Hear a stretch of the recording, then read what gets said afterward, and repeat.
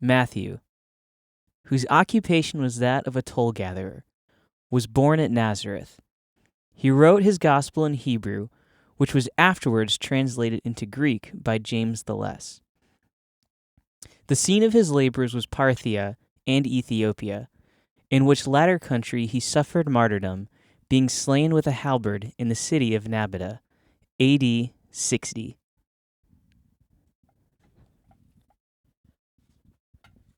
Hey, I fixed the light.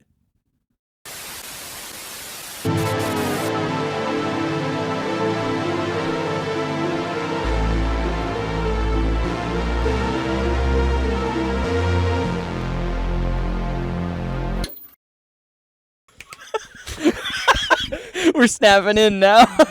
Everything's a snap. You were thinking about candy earlier today? Yeah, it was. What about it? I want some. Well, they were Oh. Skittles, yeah. Wait. Because I'm not a candy guy. I know, I'm the candy guy. You are, yeah. Wait. But then I was like, I kind of want some. And you said they were Skittles? Well, like I was thinking about eating Skittles. Oh, okay. Yeah. Because the way you worded that felt real weird. That's been my whole day today. Isn't I'll it? say something that makes sense in my head. Yeah. But then everyone's like, what did you just say? That's been my whole life so far. I feel like that's always one of those funny things where I immediately just jump back to philosophy Yeah. when there's no reason to, because it's like I like philosophize everything I can. yeah, it's like I want some sugar or I want some candy, yeah. and then I'm like, you have a picture of something in your head. Yeah. What is that?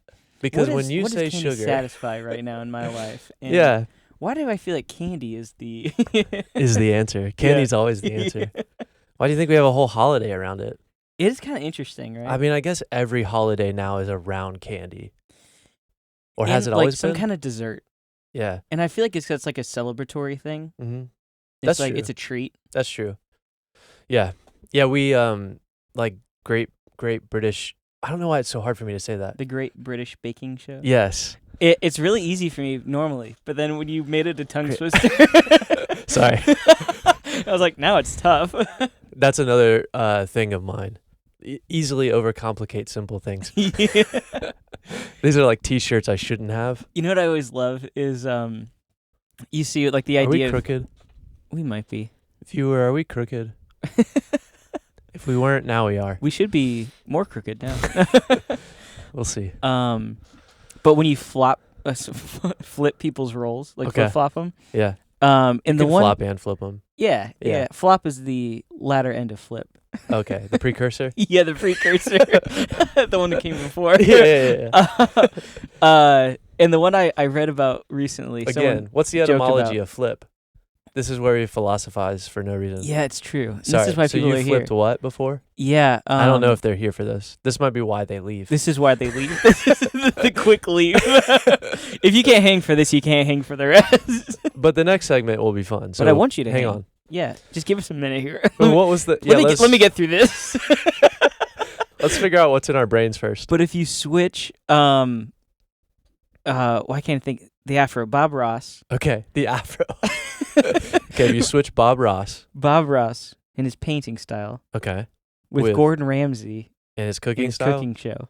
Then what would happen? You switch them around. So like, you take So you Gordon Ramsay paint. and you put food? him in Bob Ross's show, and Bob Ross in Gordon Ramsay's. But are they still So doing could their you individual craft or the other person's? Oh, the other person's craft with their personality. Oh, okay. So Gordon Ramsay is now the Bob Ross painter, but he's just screaming. And there's like nothing left. The Yeah, canvas is just like cut in pieces, but somehow with a soft brush. Yeah. And then Bob Ross is doing like Anger Hell's painting? Kitchen or something. Oh yeah. And he's just or Kitchen Nightmares, whatever. He's like, oh, it's just a happy little accident. Yeah. And everyone's like better off by the end of it. Yeah, they all feel great. And Gordon Ramsay's like, you have 3 seconds to paint this tree. That doesn't look like a tree. It's raw. Do it again. Oh, that would be amazing. Context matters. Yeah, context. Well, where you are matters, right? Because if you're Gordon Ramsay in a Yeah. painting class, then That could be rough. So it's funny whenever you see me just not listening to anything, not doing anything, or maybe I'm doing something, I just start giggling. Those are the thoughts going on. Okay. I started thinking about where are people just seeing you. Yeah, Giggle. you know, I could be sitting in my car just. If you ever walk past Paul sitting in his car and you're just lurking in a parking lot, and he's just laughing to himself, we promise he's okay. I'm not completely insane, right? He's thinking about the candy that he wants. Yeah, and then it's like, why is it named Skittles? Oh yeah, taste the rainbow. Is it like a tickle? Like it tickles your sweet tooth? I feel like all that stuff comes from somewhere. It's all etymology. It has to. Yeah, And it's usually Greek mythology. that's actually a good point. Which is interesting, actually. So then the idea is like everything technically comes from Greek mythology. Not everything, but it seems like there's a lot of borrowing from that, Yeah. which I think has a lot of weird implications potentially. Or cultures that originate Yeah. in a Greek mythological worldview. Yeah. I mean, you have like Nike or Adidas. It's like those shoes are Hang taken. on, you said one of them correctly. You think it's pronounced Nike? No, then you said Adidas. Isn't that how it's pronounced? Adidas? I'm pretty.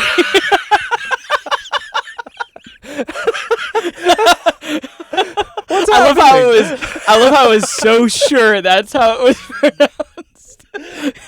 So much so that I You go also to went Nike. to Nike. Yeah, like, I definitely said Nike correct. because I've heard people say Nike before.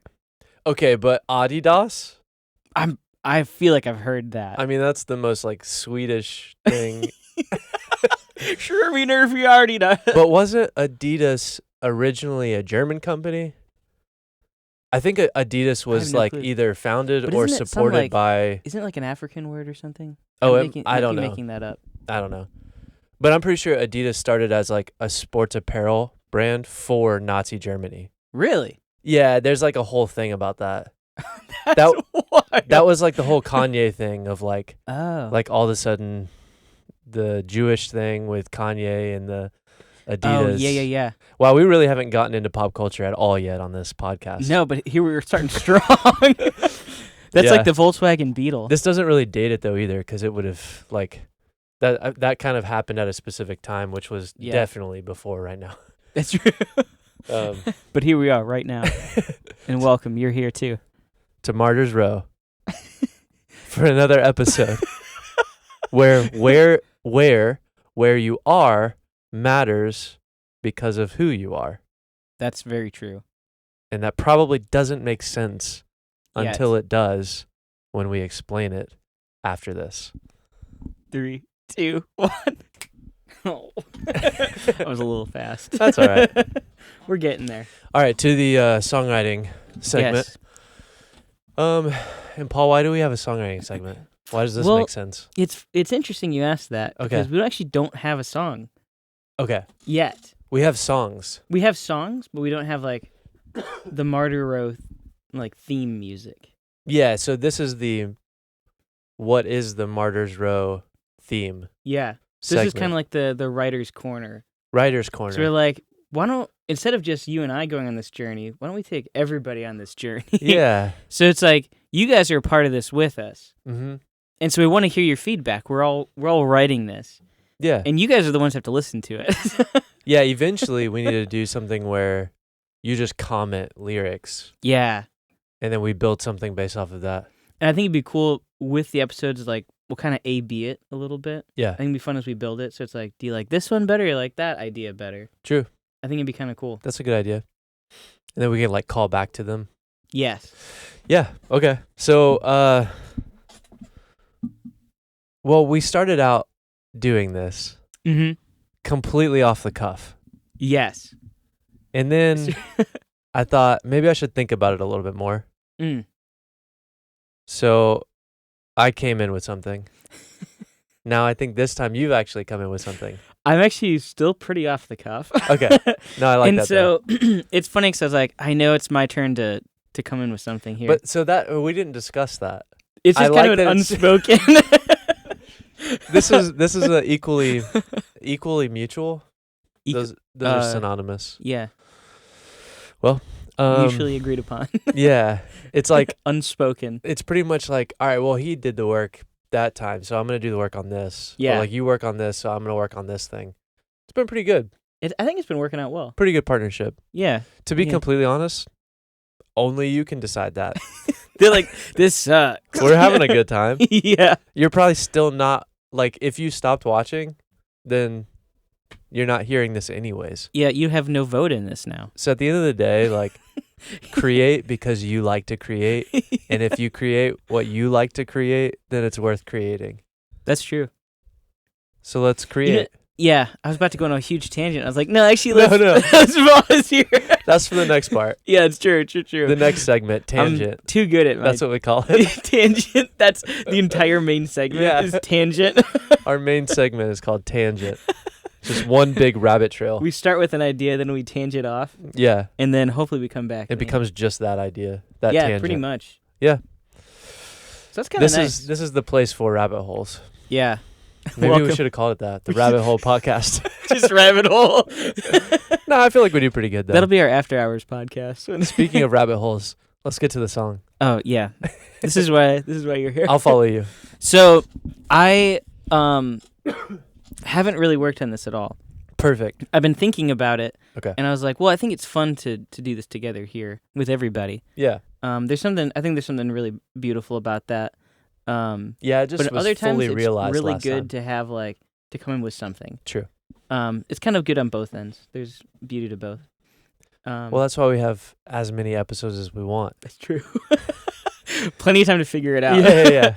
Or just to do it different every time. Yes, which I think is kind of nice. It's enjoyable. Yeah. Yeah. So I was working today, and I had this idea for this melody come through. Okay. And I was like, oh, that's kind of cool. But I haven't Came had through the ether. the ether, yeah, the muse, if you will. I didn't open the ether up today. We'll find out, unless it sucks. Okay. We'll see. But so I'll be the judge of that. as you were like setting the mics up, I'm like, all right, how do I actually attach this to chords?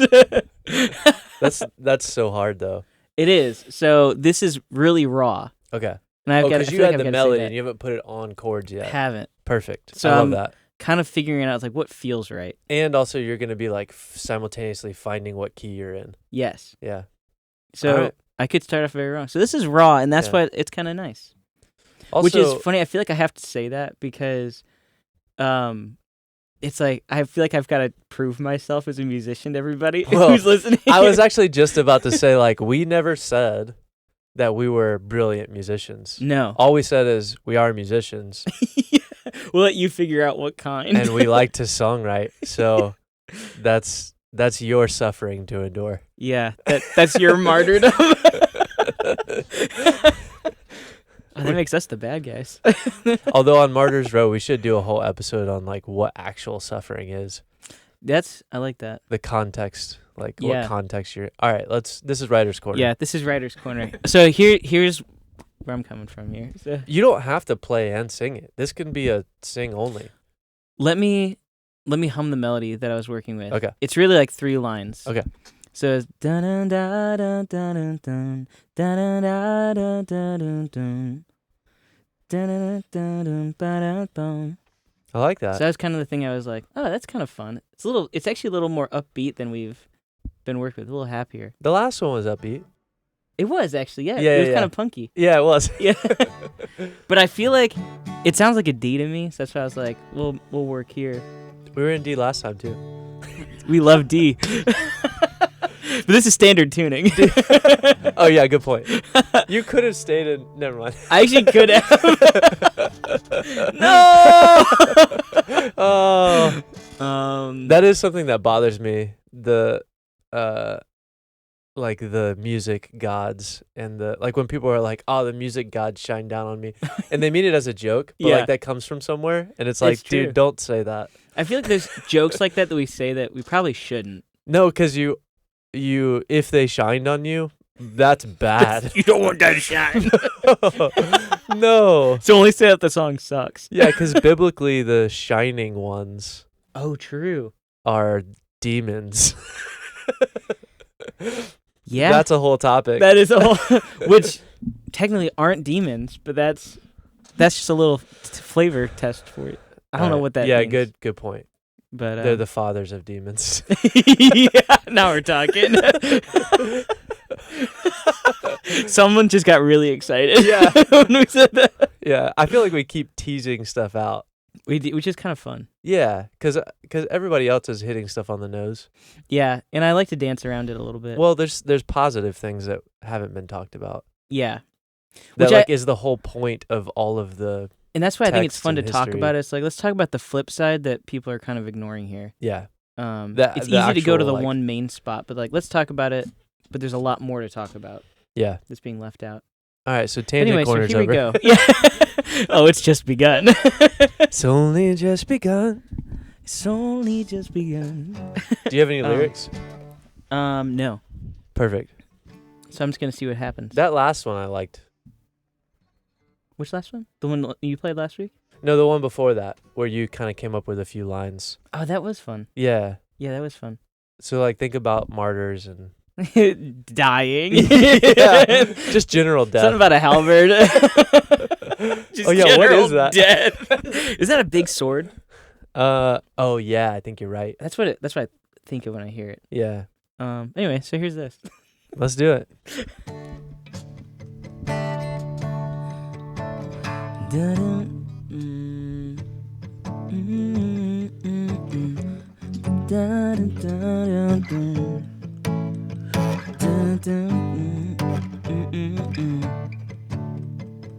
Something like that.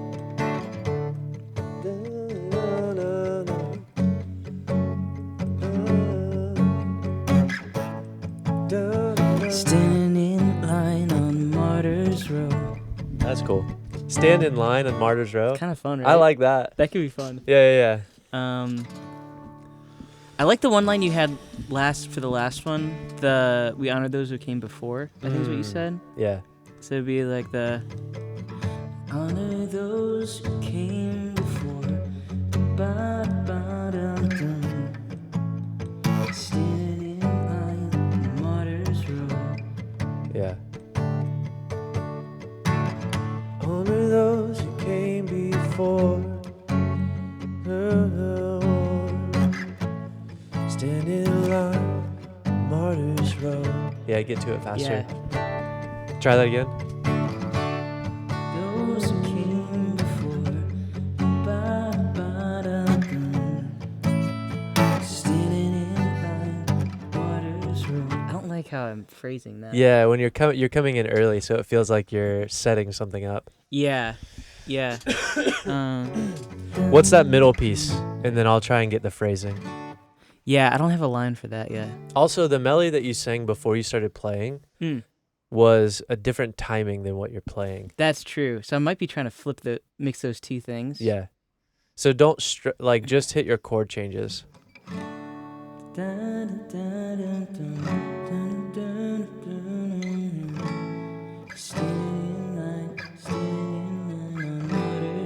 Yeah, try it again. I think that's what it should be. The second chord, push it.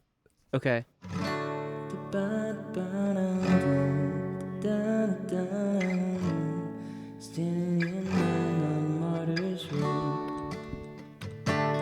You want to do it? I don't don't you? do so bad.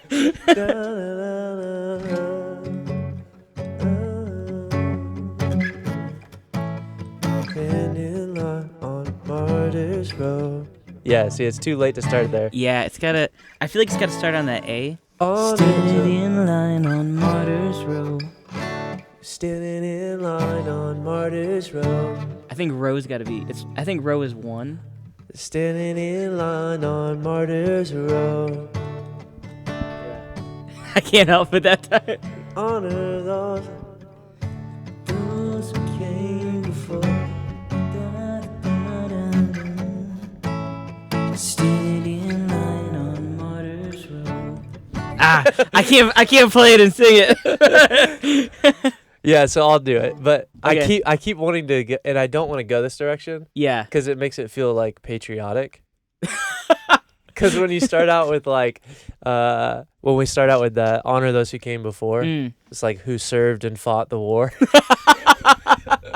I mean, it's still technically true, but it just Yeah. feels like oddly sideways patriotic.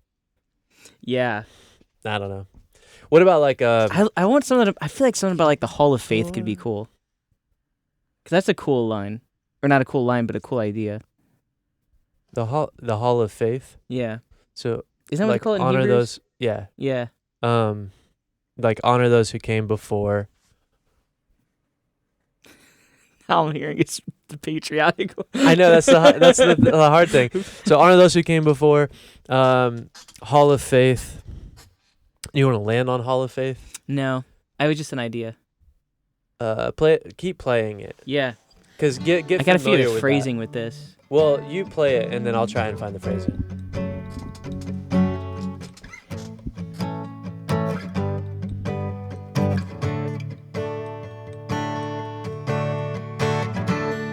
Honor those who came.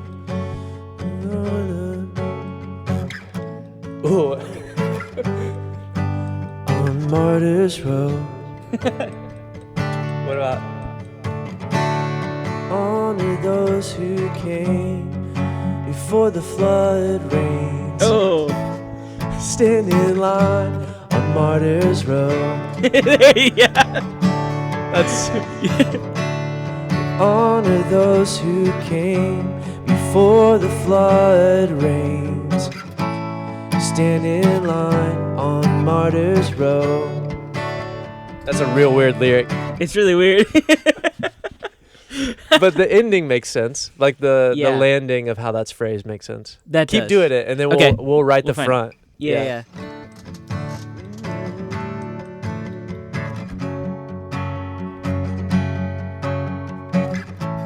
Stand in line on Martyr's Road. Matthew, Mark, Luke, and John. These are all books of the Bible. On Martyr. I mean, you got at some point you just have to name people. Come on, that was the setup. That's good. That's good. I feel like that leads into like that Paul McCartney song. Yeah, you The Let 'Em you In. cut my setup. Oh, my bad. You got there before I hit the punchline. Here you go. Matthew, Mark, Luke, and John. You can have it. You can. Here, try it again. Yeah. Matthew, Mark, Luke, and John. Stand in line on Martyr's Road. Who is the? Is it? Okay, keep going. Matthew, Mark, Luke, and John, the sons of Zebedee, stand in line on Martyr's Row. I was about to say, who are the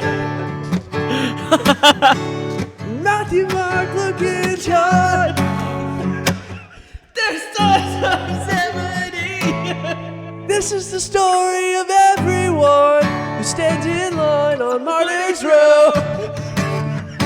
That's why you keep wanting to do that. All right, keep going, because now let's just jam on this. No, too fast. It's too. I was like, let's change it up now. No, still too fast. I just changed my pattern up, I know. so it sounds faster. I can keep going. Luke and John stand in line on Martyr's Row. Yeah, do it again. Matthew, Mark, Luke, and John, the sons of thunder come. Would you stand in line on Martyr's Row? There's only one Son of Man, Jesus Christ, who came and died. First in line on Martyr's There he Row. is. Yeah. That's also a weird thing to say. Keep It going. kind of is. Matthew, Mark, Luke, and John. I feel like that's a Beatles song. You stand in line on Martyr's Row. Alright, do it again. With a British accent, with a Leeds accent. Matthew, Mark, Luke, and John. Oh, maybe we need to do that. Stand in line on Martyr's Row. Okay, here we go. Matthew, Mark, Luke, and John, Paul and Simon, stand in line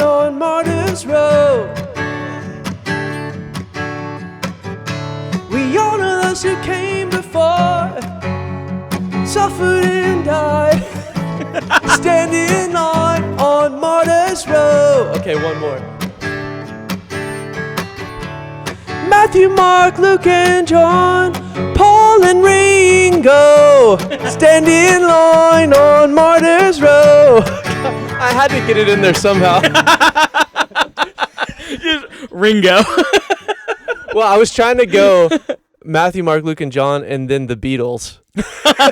And then the Beatles. So I went Matthew, Mark, Luke, and John, Paul, Yeah. Ringo. And I just left George out. George out. Sorry, George. Sorry, George. I think we should all. His guitar is weeping anyway. let's all of us together in unison. Sorry, George. Sorry, George. But hey. Stand in line on Martyr's Row. 3, 2, 1. Ooh, that was a good snap. It was good. That was good. It's the first one this episode we're together. I think was the first one were we on? I think Hey, you know what? Let's say they were all together. they were all perfectly Yeah. in time. I'll edit them so they overlap perfectly. They're like a second apart. But wait, we haven't even talked about, did they even see the snap? Which one? I guess they see the lead up. We actually haven't planned that far out. Yeah, I have we? don't know. It's funny. We've recorded more of these. No, we haven't, Paul. We actually done everything. We've done everything. We've done everything live. The Adidas. We're live right now. You can call us at 188 Martyr's Row. Martyr's Row. If that's too many digits, you dialed it wrong. It should be right. That's how you count. Do you count the apostrophe? Do you do the old school counting where it's like on the... No, I started counting, then I realized I'm not going to be able to do this at the same time. I'm not going to be able to do the count and spell the word at the same time. Oh, that's like one. I mean, two. some I can, like row 3. You know what I mean? It's like, but then, Yeah. but martyrs is one of those words where I'm always like, how is this word spelled? You trying to remember how to spell it? Yeah. That's fair. That's like fair. that's one of those words like you don't spell it very often. Yeah, that's true. You don't do it very often. You have those, right? You know what else we don't do very often? What? We don't talk about the Apostle Matthew very often. We definitely don't do You like that hard segue. Well, so I want to talk about this real quick. Okay. Because Matthew's our martyr this week. He is our martyr this week. Yeah. And so the question that you brought up when we were talking about this is like, okay, so like, what's his genealogy? Like, what's his life? What's his birth? What's like, who is this guy? Who is this guy? Yeah, because so Matthew, and we can let's get into this later because I think you have some discrepancy on it. But Matthew essentially, potentially Matthew has top billing in the New Testament. Yeah. So potentially in the New Testament, the first canonical New Testament book is the book of Matthew. Yes. And the book of Matthew is written from a Jewish perspective, and it lays out, it kind of jumps in where the rest of the story left off, and it answers all the questions that the other story had. Yes. So it's like this. Yeah. So like Matthew has top billing, but he's almost not mentioned. He's barely in it. Yeah. There's like one thing they talk about with him. Yeah. And that was he's a tax collector. He even brought up in his excerpt in his spot in the Fox's Book of Martyrs. Like, yeah, this guy was a tax collector. Yeah. Well, so it's interesting. It's like, why is that so significant for him? Sure. And so, to be honest with you, before this week, if you would have said what was Matthew's occupation, my best guess would have been fisherman. Oh, you didn't know? I mean, I knew. Okay. But I couldn't remember. The rest of them were fishermen. So it's a pretty safe guess. Not all of them. No, but a lot of them. Most of them. Like 4 of them. 5? Well, I would say probably 2/3. And there were 12. So I'm not doing the math on whatever that number is. I think it's 8. Well, so what's interesting is the exact dates of St. Matthew is what he'd like to say. Oh, yeah. Is his birth and death are actually unknown. The official. I like to go with the Fox's Book of Martyrs. They say it happened in 60 A.D. Yeah, in Fox's Book of Martyrs, we mentioned this before, but it was written in 1500s. Yes. So, John Fox? Yeah. Written in the 1500s. Yeah. So, Like 500 years ago, It was a long time ago. but also like 1500 years after the After death this of Matthew. would have happened. Yeah. Yeah, so it's a good guess. Some people say that he died more in like 68 AD, Okay. which would have been 8 years after Mr. Fox thought. Yeah, but do we even really know? Like, But our timelines are kind of screwy. that's what I was gonna say. Yeah.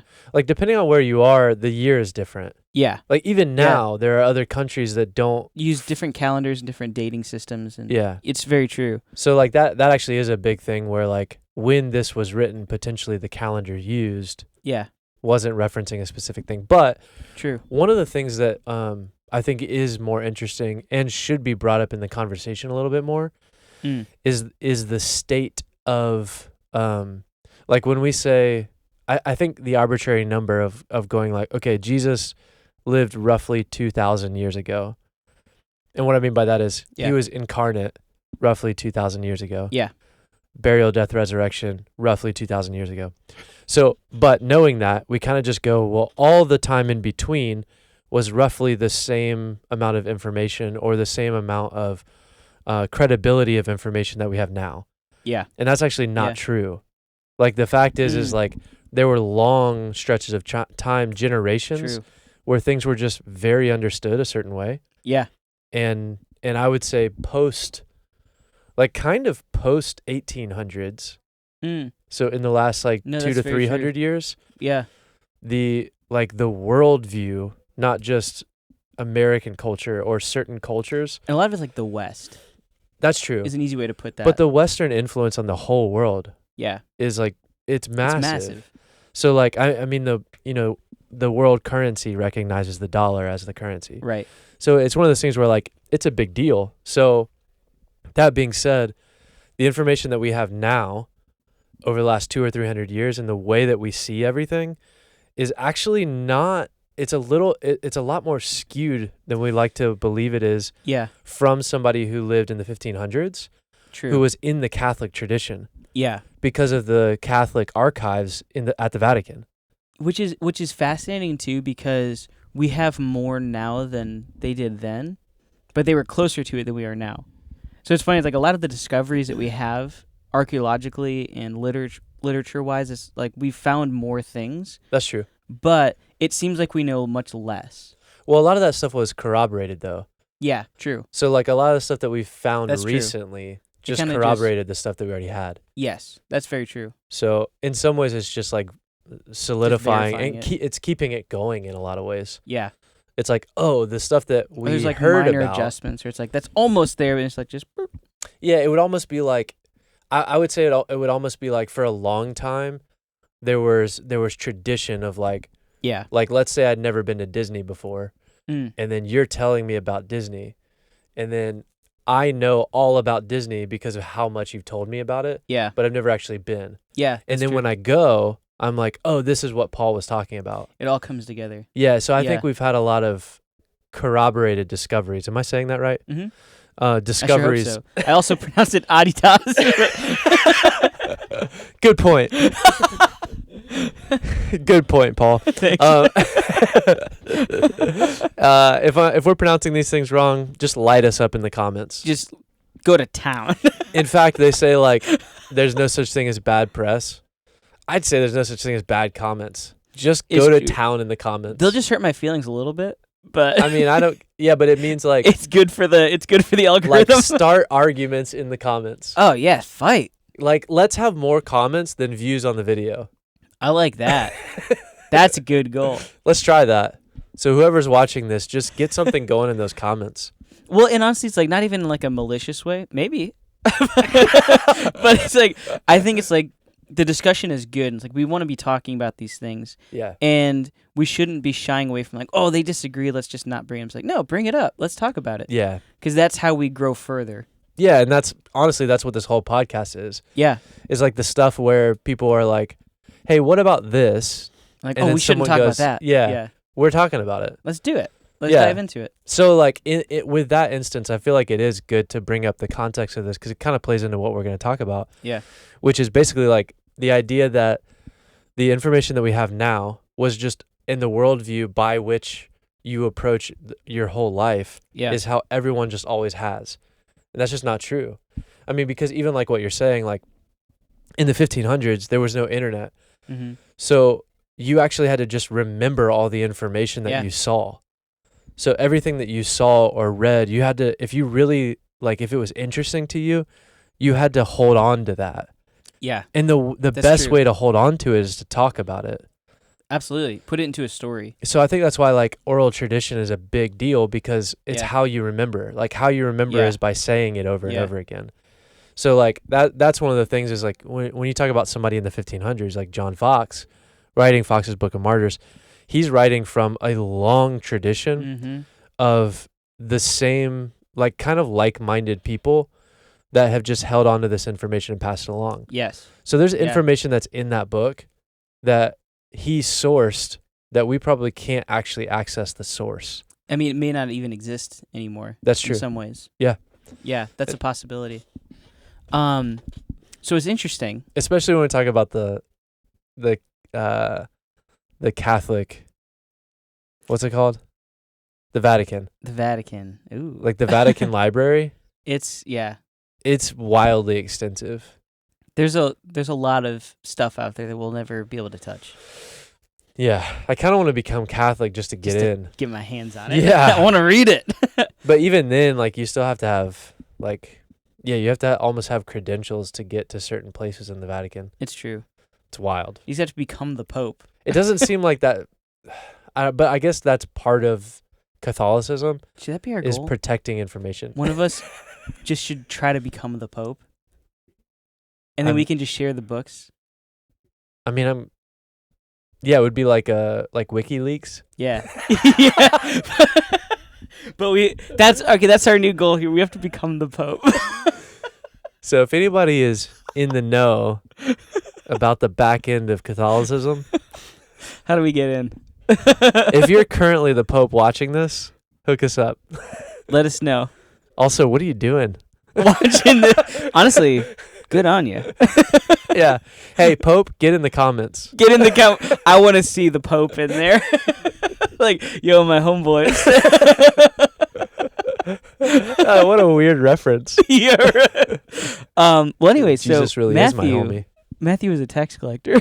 Matthew is a tax collector. And so here's what's interesting about that time when he was alive. Okay. There was two kinds of tax collectors. So the first type, Sorry, I'm sneaking away. they would collect. Welcome back. They would collect things like property tax, income tax, and poll tax, and these were fixed rate taxes. And usually it was collected by a Roman person, Right, not but by Matthew's a Jewish. So there's the second type, and the second type of tax collector was one who would enforce a tax similar to a sales tax today. So essentially, they would just tax everything, and this was not a fixed tax, and so they would basically just take as much as they could from people, and then the Romans would get a cut, and they would pocket the rest of it. And so that's where we find our old boy Matthew here. So he made money based off of Yeah. how much he could convince somebody Yes. that they owe him. And so there were bigger like conglomerates, if you will, that did this. Like I think Zacchaeus was like a chief tax collector. Yeah. And so he'd be running like this operation, but on a large scale. MLM. Yes. And then we've got our small business owner. The original multi-level marketing. Tax collector. Yeah. So if you collect tax from that person, I feel like that's what it was back then. it kind of was. Yeah, now we just organized it. So what's interesting is Matthew was Wait, kind of are taxes the real MLM? You almost did explosion there, but then went sci-fi. The Twilight pyramid. Zone? It is a pyramid scheme. Illuminati confirmed. The third eye. No. It checks out though. Well, I'm not on a looking serious into it. note. I want to live. I want to live with that. I want to live. I want to live in that I want to world. live. I want to live. So Matthew was like an entrepreneur. Okay. So That makes sense. he ran his own, like he did all of it himself. He basically just like, yep, this is my little cardboard box, and you owe me money now. Did they have cardboard back then? No, Never mind. No, papyrus. Papyrus box. hardened papyrus box. So what's interesting is, being a tax collector, Matthew being a tax collector, especially in this way, it was almost viewed as like treason to the Jewish people, because it was a constant reminder that the Romans dominated them in their daily life. Yeah. And for him to be a Jew as well, Right. to take money from the people that are working hard for it, Yeah. unrighteously. It was actually even to the point where those kind of tax collectors, the Jewish rabbis, the leaders, basically made a rule that was like, you're allowed to lie to them. Oh, wow. They're like, it's lawful good. Like, you can just lie to them. Is that Talmudic? Yeah. That's crazy. And actually, even the Talmud and, what's the other one? The other writing, it actually has like a whole thing just dogging tax collectors. That's crazy. It's like, these guys suck. And so what's fascinating about that is that was the view of who they were. So Matthew decides, I want to just do that work and make a bunch of money, Okay. but I'm basically betraying all of my people. And so for him, I believe his Hebrew name was Levi. For him, he was basically like dead to everybody. Wow. They're like, you're the worst of the worst. God doesn't even like you. And so what's interesting is, Wait, his Hebrew name was Levi? yeah. So he was priestly? That's He a was good of the question, priesthood? actually. He would have had to have been. I guess if his Well, first I think name- his first name is Levi. Yeah, but do we know anybody's last name? I think it's Matthew of Galilee. That's actually a good question. I don't know that for sure. Which would make it kind of more interesting. Yeah, if because was. he would because you would say like Joshua is of the tribe of Levi, Yeah. but his name's not Joshua Levi. No, and I don't think he was. I don't know what tribe he's from. Or maybe it was. Maybe we just Yeah. don't have that written down. Yeah. Yeah, what tribe That'd be Matthew would have been interesting. from. Yeah, I don't know if there's a way to find Well, if that. his name was Levi, I can only imagine that's the tribe he was from. But, yeah, That's an interesting question. unless he was just Um, that bad of a like Jewish man, he just like took the most He's popular like, name that's mine. and he used it like Yeah. But I guess that's given to him. I guess he didn't pick it. Yeah. What's it called when they turn 13? Bar mitzvah? There you go. Yeah. There you go. At his bar mitzvah, he got the name Levi. That's when they started giving him money. He's like, I kind of want more of this. So, I don't think they did bar basically mitzvahs like that back then. they might not have. I don't know. They do it now like that. I would have loved one. That'd be It's just like TV shows and movies kinda and stuff awesome. like that. That's yeah, true. But so what's interesting is for him to be brought back into the Jewish culture, Yeah. and his people to accept him again, he would. The rabbis would basically say, you have to give up everything, Right. change your lifestyle, like bring restitution to the people you stole from. Yeah. You've got to start just studying the Torah nonstop, Right. and maybe God will forgive you. And so it's basically like, you're done. And so that was kind of the mindset that was everyone had about tax collectors, Right. and he would have known that himself, and it just would have been repeated. Yeah. And so this was a belief that he held, because he's like, this is who I am. This is how people treat me every day. So that's why I think it's so fascinating for Jesus to come in and then say, yeah, I will forgive you. Right. Give up what you're doing and come follow me. And Yeah. then he does it. Right. And it's like, it's kind of a beautiful mini redemption arc inside of there of how Matthew, who even at that point, people were still like, this man's disgusting. Yeah. He's and like, no, I'm going to bring you in. Yeah, and he at some on some level he had to just like own that. Yeah. Like he knew that Yeah. that line of work would kind of make him an outcast in his own society. His own family wouldn't even like to talk to him. Right. They're like, they don't want to be seen with him. Yeah, yeah. Yeah. So the fact that redemption is offered and he's like, yeah, I'll take it, Yeah. Yeah. is a little bit like he would have had to have been hardened to a lot of things for a long I think time. so. So yeah, I mean that's fascinating. That also speaks to Jesus's presence Yeah. in offering something like that. Although Yeah. like when Jesus says to any of his disciples, stop what you're doing and come follow Yeah. me, most of them were successful. Yeah. Like That's true. I would say I don't know that there is an unsuccessful one. because the brothers and all those from Galilee in Yeah. particular who are fishermen, they had people working for them, which was a Yeah, sign that true. their business was doing well. Because they could afford to pay people. Right. Yeah. So if that's true, then they were a lot of them were successful businessmen. Yeah. And then they decided to give that up. Which is huge. It is huge, especially in Yeah. that society. It wasn't like they were not doing well and they're like, I got nothing better to do. It's Right. like, might as well. Yeah, and then It actually was a big thing they were giving up. yeah, and fishermen would have been honorable, but being Yeah. a tax collector then was not honorable. So the fact Right. that like you have both of those things, but really what Jesus is offering them and what they're hearing is I can be a rabbi. Yeah. So when he says stop what you're doing, all of it, and come Yeah. follow me, give away what you have. Yeah. What they're doing in that instance is not going, God of the universe is here incarnate.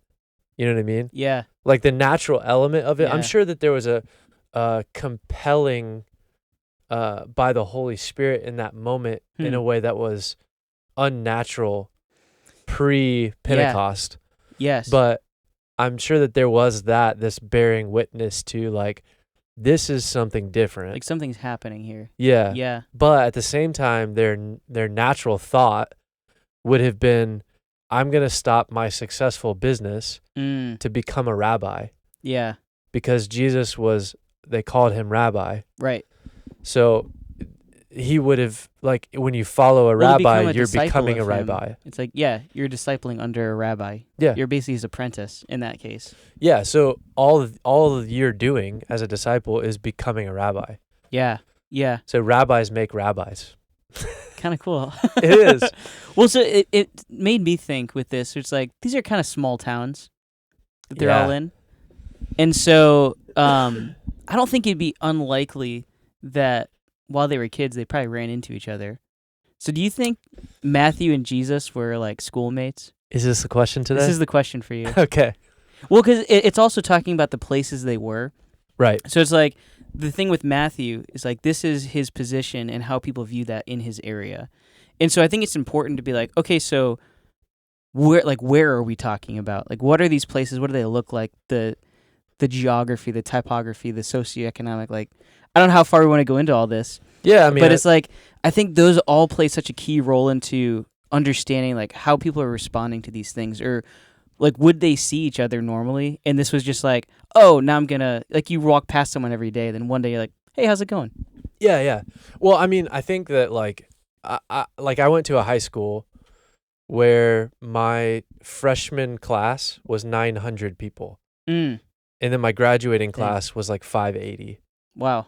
So like that, and they always have that thing like freshman year, you all sit together and you're like, look to the left and look to the right. One of you is not going to be here. And you're like, why would you do that? Are you like, serious? Yeah. I didn't go to public school, so I don't know this. You're doing that homeschool with your brothers? What if you will not make it? That's my brother. It's like, what is this, the 1800s? You're going to get dysentery. It's like Abraham Lincoln's house. Jeez.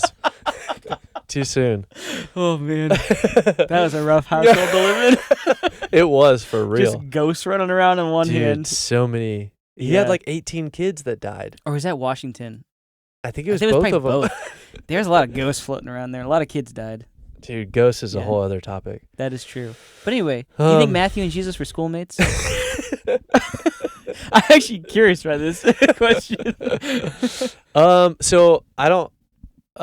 Okay, so let's get into that.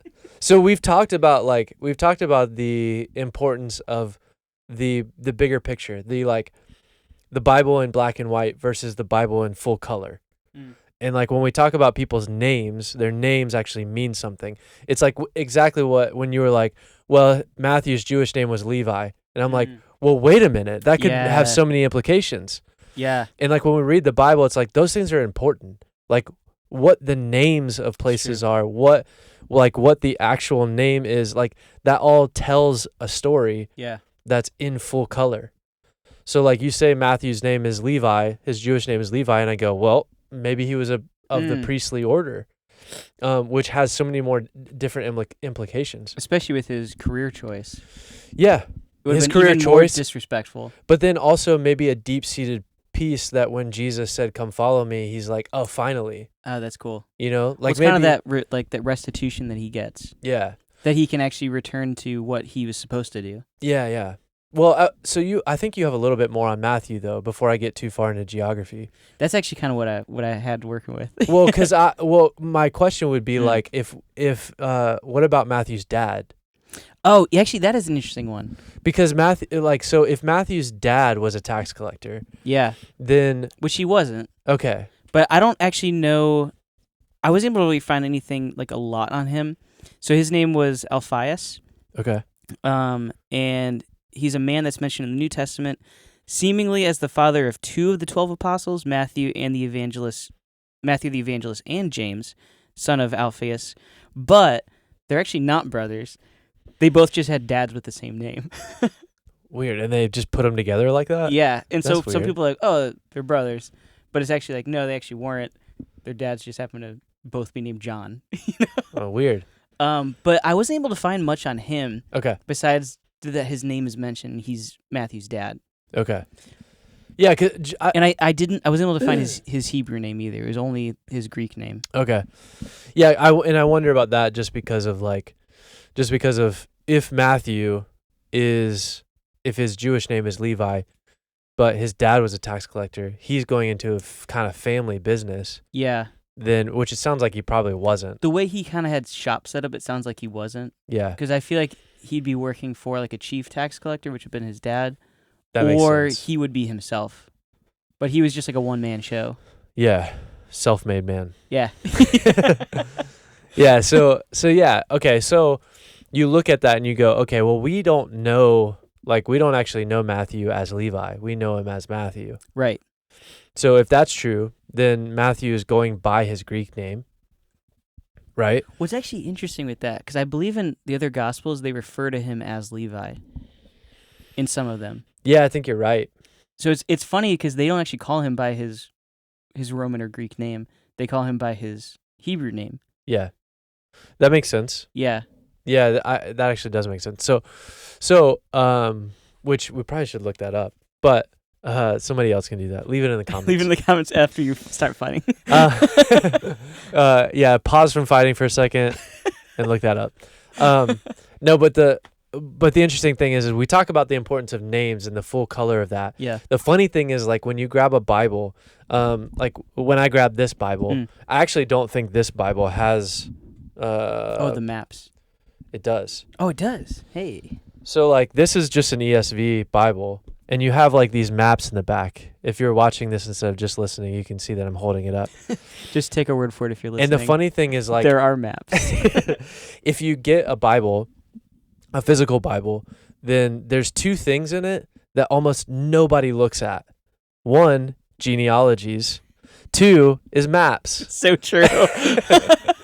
But we like that they're there. And what are genealogies other than if they're not just maps of people? Yeah, because it places the people. Yeah. Yeah. So, like, these 2 things are both working in tandem.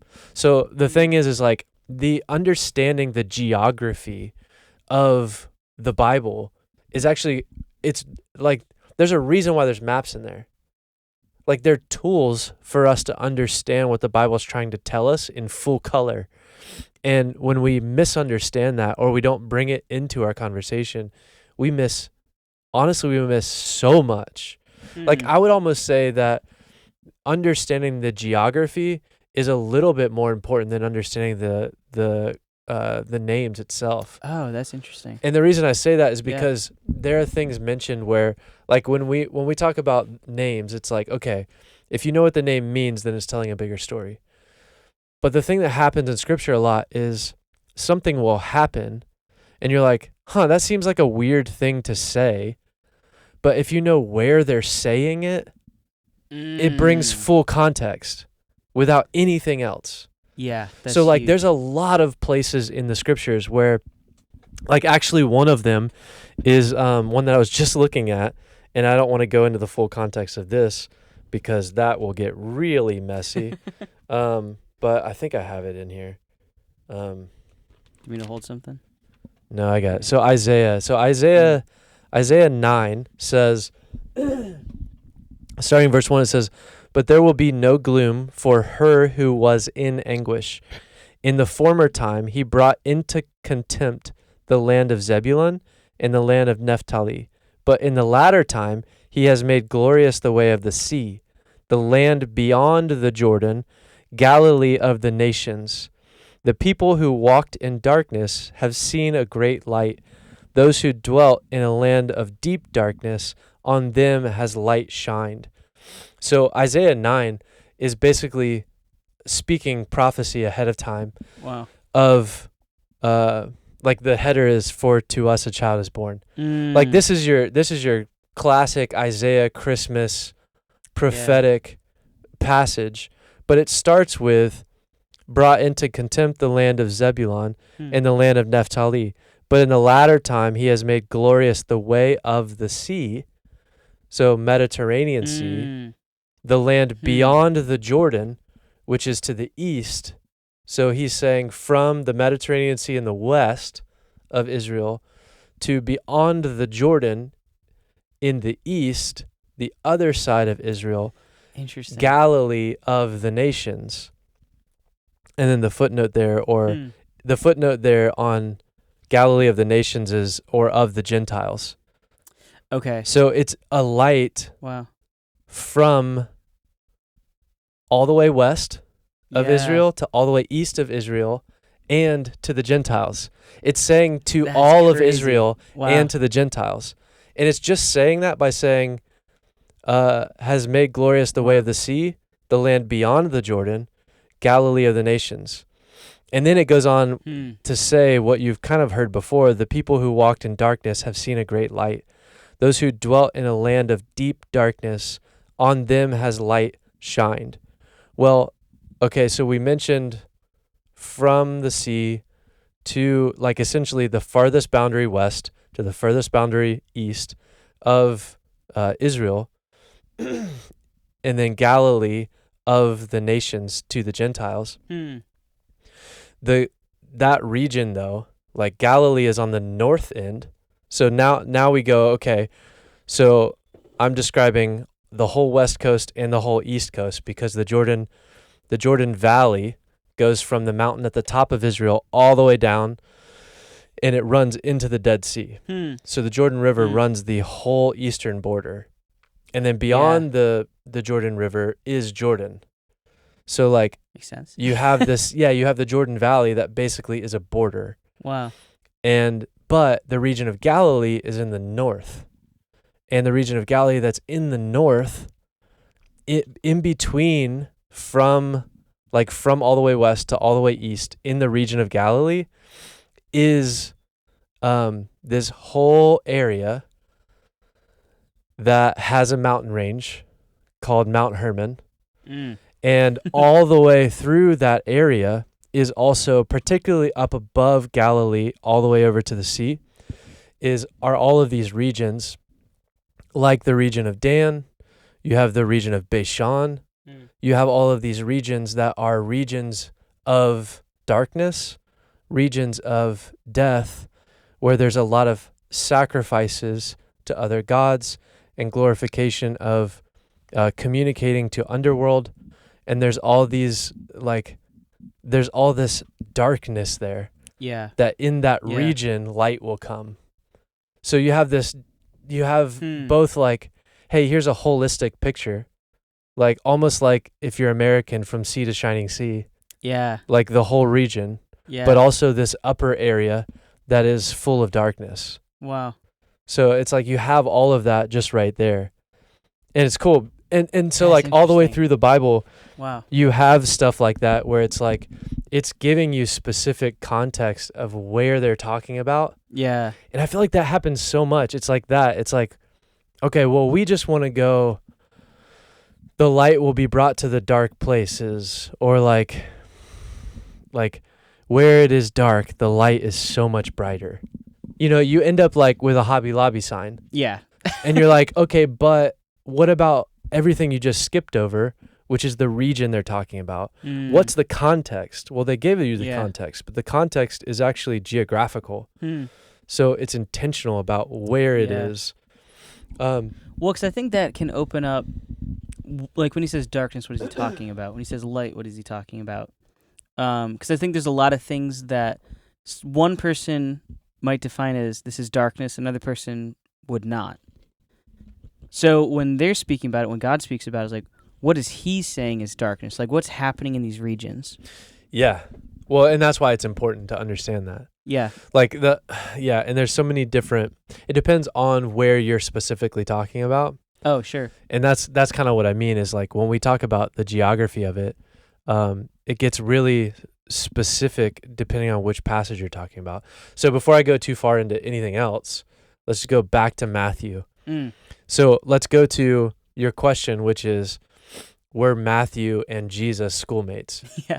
So, I feel like that question gets brought up because we kind of go like, all right, well, if Fox's Book of Martyr says that Matthew potentially dies in 60 AD, Yeah. which, by the way, is the same year as Philip, right?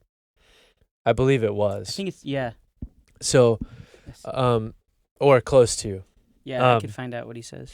So, like, the thing about that is you kind of look at it and go, all right, well, if Matthew is alive and one of the disciples. 6 years later. Okay, so 54 AD. Yeah. Similar timeline. So Philip was 54 AD, and then Matthew is 60. Yeah. Yeah. So you kind of look at it and you go, okay, well, Matthew was a disciple of Jesus, and that means that he was at least of age during the time. We don't know how old he was then. Right. So we don't necessarily have his birth date. And they're thinking sometime early first century is what. So it's like, it really means anytime 80 in the beginning. Beginning of AD. Yeah. Oh, okay. So they're not thinking he's older than 60. Right. Okay. So like if he was born 1 AD, it's like he would be 68 years old, but he was Would be probably more 58 like, or 59. Yeah. Yeah. But most likely he was probably like 40s, I would guess. No, he'd have to be older than that. Because if Jesus, Yeah. like Jesus starts his ministry at 30, which would be somewhere between 28 AD You're right. and Yes. like he would have to be like essentially what we're talking about is That's Matthew is within, like at most Matthew is within 10 years of Jesus. Yeah. So when Jesus is 30, Matthew is anywhere from 20 years old to 40 years old. Yes. So like we could roughly say that like he's around the same age as Jesus. So then that goes to your question of like, well, where could they have been schoolmates? Well, Matthew is from Nazareth, Mm-hmm. right? Yeah. I don't think we've said that yet. It was in the Fox's Book of Martyrs. You're It was right. Brought up. Yeah. So if you watch the beginning of this episode, And if you didn't, what are you skipping yeah, around? how did you get here? Go back, man, or lady. All are welcome. Yeah, the ladies have definitely tuned out. Yeah. But it would be nice to get more ladies listening Yeah. to stuff, which I know a lot of them are interested, which is cool. Yeah, That's interested in you? Hopefully. Okay, here we go. That's hoping. That's our next segment. Get Paul a wife. Yeah, we'll get there. No. Takes a village. Yeah. Okay. So Matthew's from Nazareth. He grows up in Nazareth. Mm. Jesus, though born in Bethlehem, grows up in Nazareth. Yeah, because he was Jesus the Nazarene. Yeah. People would call him. Yeah. Yeah. It's why there's Nazarene churches. Yeah. Yeah, it checks out. And there's that song, like it says, like Oh, in the that's right. Nazarene. Yeah. Yeah. We won't talk about who wrote that, but, yeah. So Matthew grew up in Nazareth. Jesus grew up in Nazareth. They're within 10 years. Gotta be. They might be literally the same age. So you're looking at, were they schoolmates? Okay. Let's look at the region that they're in. And then I'll stop harping on that question, because that question is not like, yeah. Like, it's funny because when you look It at is funny. Yeah. I'll read the passage, but so Nazareth is interesting because we go, okay, where is Nazareth? Yeah. Because what we do know is that when Jesus is born in Bethlehem, it says that they went a day's journey, Mm. and then they realized Jesus was missing. Yeah. So then they had to go back. So that means that Nazareth is at least further than a day's journey from Jerusalem. Yeah. Even though I said Bethlehem. So, but the reason I say that is because if Jerusalem is right in the middle of Israel, which it roughly is, it's a little bit north, but it's roughly right in the heart of it, then Bethlehem is just southwest. So Bethlehem is like right off. It's like if Jerusalem were Atlanta, Georgia, then Bethlehem would be like a southern suburb. Okay. So like a southwest suburb of Atlanta. Yeah. So it's like right off of. That makes sense. Because Okay. Bethlehem is the city of David, but so is Jerusalem. Yeah. So it's like it's all connected. It's very similar, very close. Yeah. Okay. So you have this. So that region is all right there. So that means that Nazareth is more than a day's journey from Bethlehem. So that's interesting. So then we kind of go like, well, how big was Nazareth? Well, right now, so this is one of the weird things. It's weird because like I feel like we live in a small town. Yeah. But our town is like size wise, it's actually pretty big. So let me put it in perspective. True. Jerusalem is around 48 miles. Wow. Of landmass, which is not huge. That's very small. So Jerusalem itself, modern day Jerusalem, is around 48 miles of landmass. Okay. Nazareth is 5 miles of landmass. So if you were driving, you could miss it by accident. You can see the other side. Yeah, you can already see the exit. Yes. Welcome in. Thank you for joining. So not only that, so here's the weird thing. So Nazareth is interesting because so like I think it's probably been like almost 14 or 15 years now since I've been. Yeah. But I was actually able to spend, which was one of the best parts of like my traditional undergraduate education. I was able to go to Israel and live in Jerusalem just outside of the old city. So cool. For 5 weeks. That's amazing. So for 5 weeks, my classroom was Israel. So cool. It was crazy. So all of these things I'm seeing for the first time and realizing like this stuff all is way different than I thought. Yeah. But also is way more significance than I imagined as far as the layout of everything. So like let's go to that for instance. Like let's just talk about Jerusalem for a second. Yeah. So there's something about the land masses and the intentionality of where you're talking about in the Bible that's significant to the story itself and what the writer is trying to convey. One of those things is Jerusalem is actually on a mountain. And the mountain is called Mount Moriah. Yes. Yeah. And that's interesting because Mount Moriah also kind of looks like an M.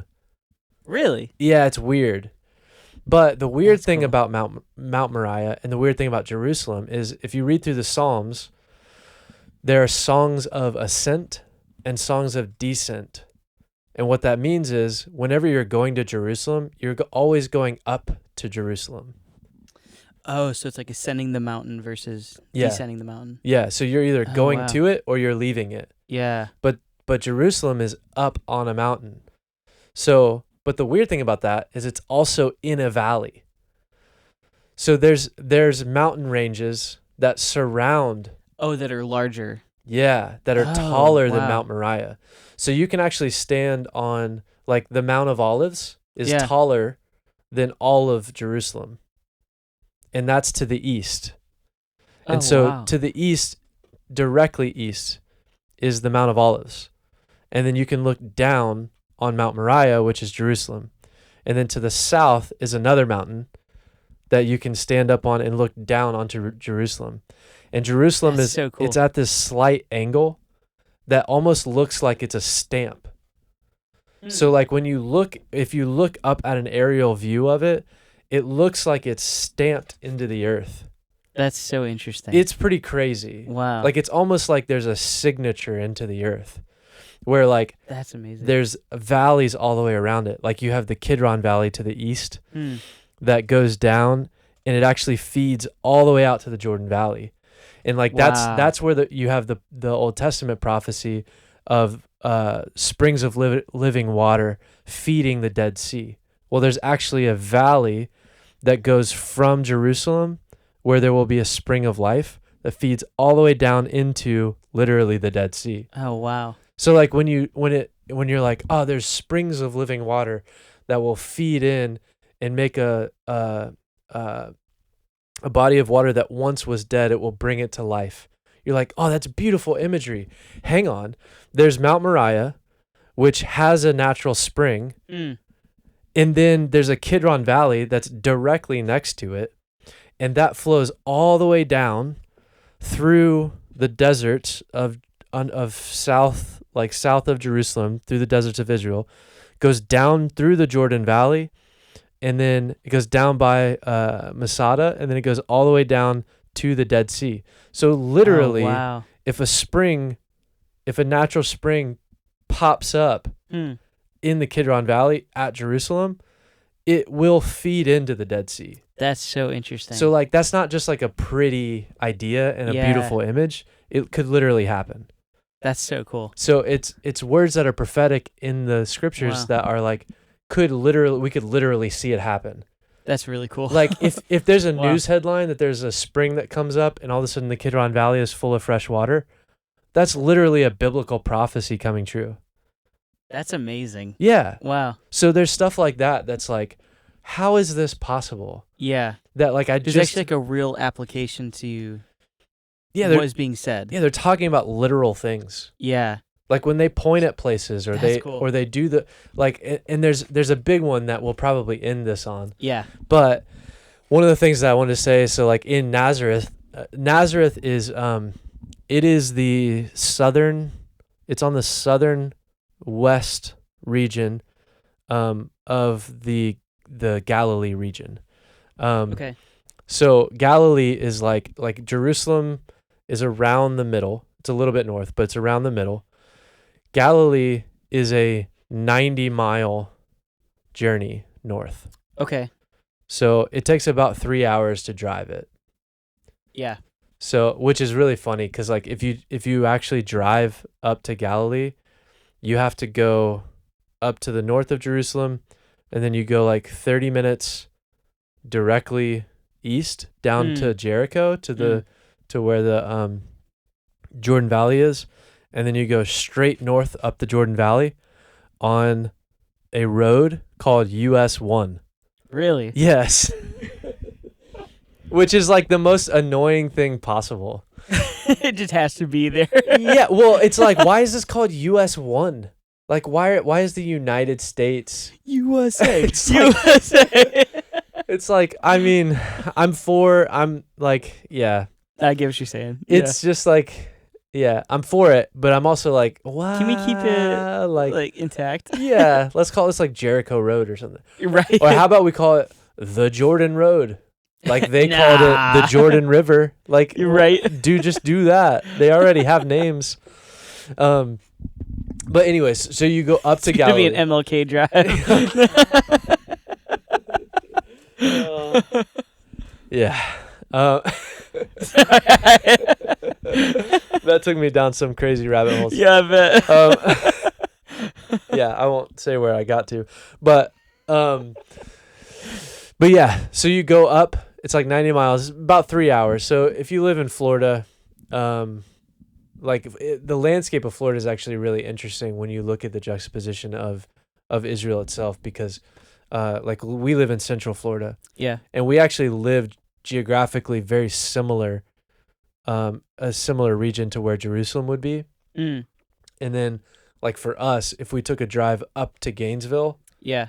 like to where the University of Florida is, it's about how long it takes to get to Galilee. That makes sense. Yeah. So like that's about what it feels like, because you're going east, and then you're just going straight up north.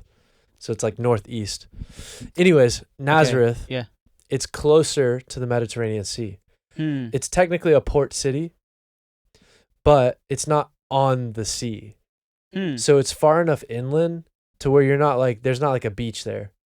Like Okay. it's far enough inland to where you would have to make a journey to get to the sea. To go there. Okay. But it would be Yeah. a place where like if it was a port city, it would be like a checkpoint. So like they would come in from the port, and then they would stay in Nazareth. Okay.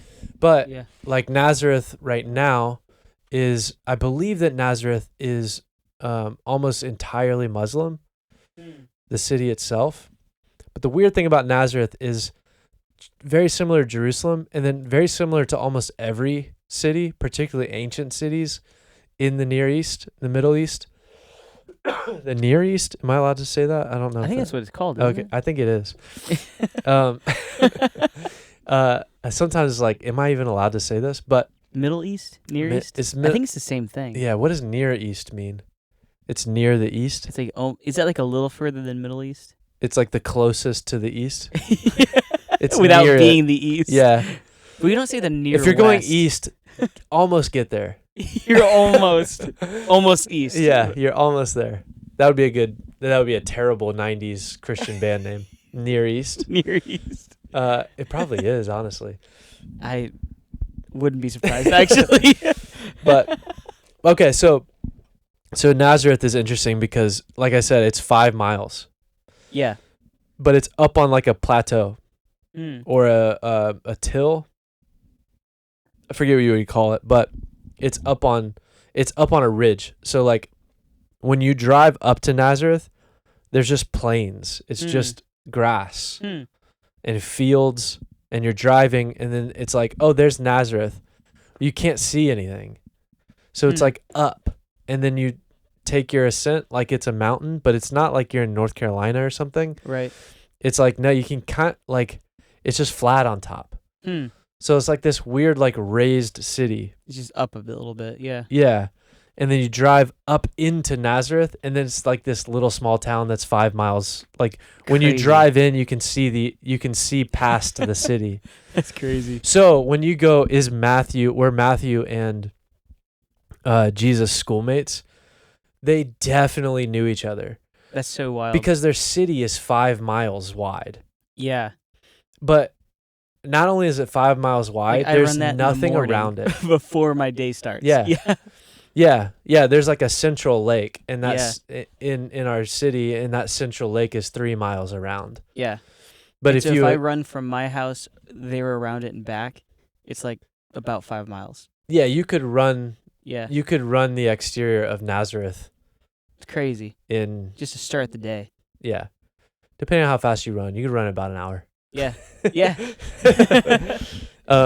Yeah, which actually would be funny if like all of Nazareth woke up in the morning and just took a lap. They just laughed it. Stay healthy, Nazareth. Yeah. Nazareth. Yeah.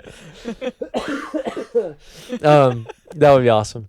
But yeah, so you have this, it's like this raised city. So when you talk about that, it's like, yeah, I mean, there's probably at most 2,000 people that live in that region. Yeah. You know what I mean?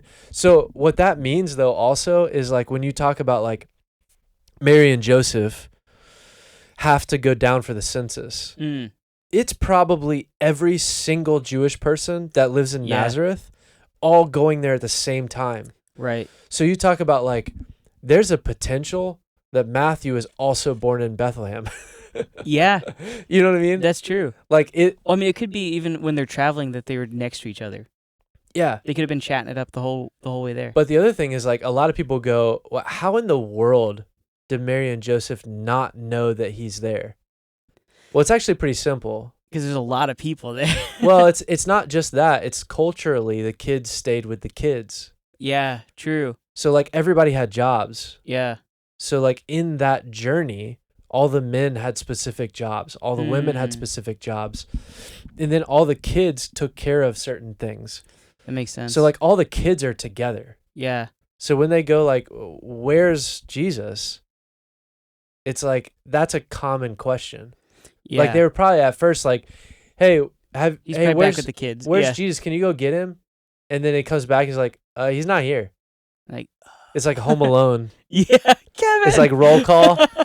It's like, has anybody seen Kevin? But yeah, so you do that and you're like, okay, well, that wasn't the only time they went for a census, or that wasn't the only time they went to offer sacrifices. Yeah. So yeah, I mean, Jesus and Matthew probably traveled to Jerusalem together, like as kids. Fascinating. Yeah. Yeah. So like that's not uncommon. And Yeah. that's not that doesn't necessarily make the story richer. Well, in some ways it kind of does. And even when you take it outside of just these two, Yeah. it's when Jesus is finally starting his ministry. Yeah. People are like, isn't that Joseph's son? Like, isn't that just Jesus the Nazarene? Yeah. They're like, yeah, like that's the kid that, got lost on a few days' journey. Right. You know what I mean? It's like, oh yeah, that's that kid. They probably had their own stories and interactions. He might have gone over for dinner one night, and they're just like, oh yeah, that's Joseph's boy. Yeah. And it's like, especially with how small of a town it was, people would be very familiar with him and his family. Yes. And they're like, oh, now he's coming out like this? Like, who is this guy? You know what I mean? Yeah. Yeah. So in some ways, it's like, I think that adds some of the color back to the story, where it's like, I mean, there's people here, even in the town where we live. I didn't grow up here, but you did. It's like there's people you just grew up around in school. Yeah. And then if that person randomly becomes a celebrity, you're like, that person? Right. It's like, it's that same idea. It's like, really? That's just John from, PE class. Well, like a perfect example is like, I know a guy who literally like was a friend of mine. Like before, like in my freshman year, I like worked out with the baseball team with the school.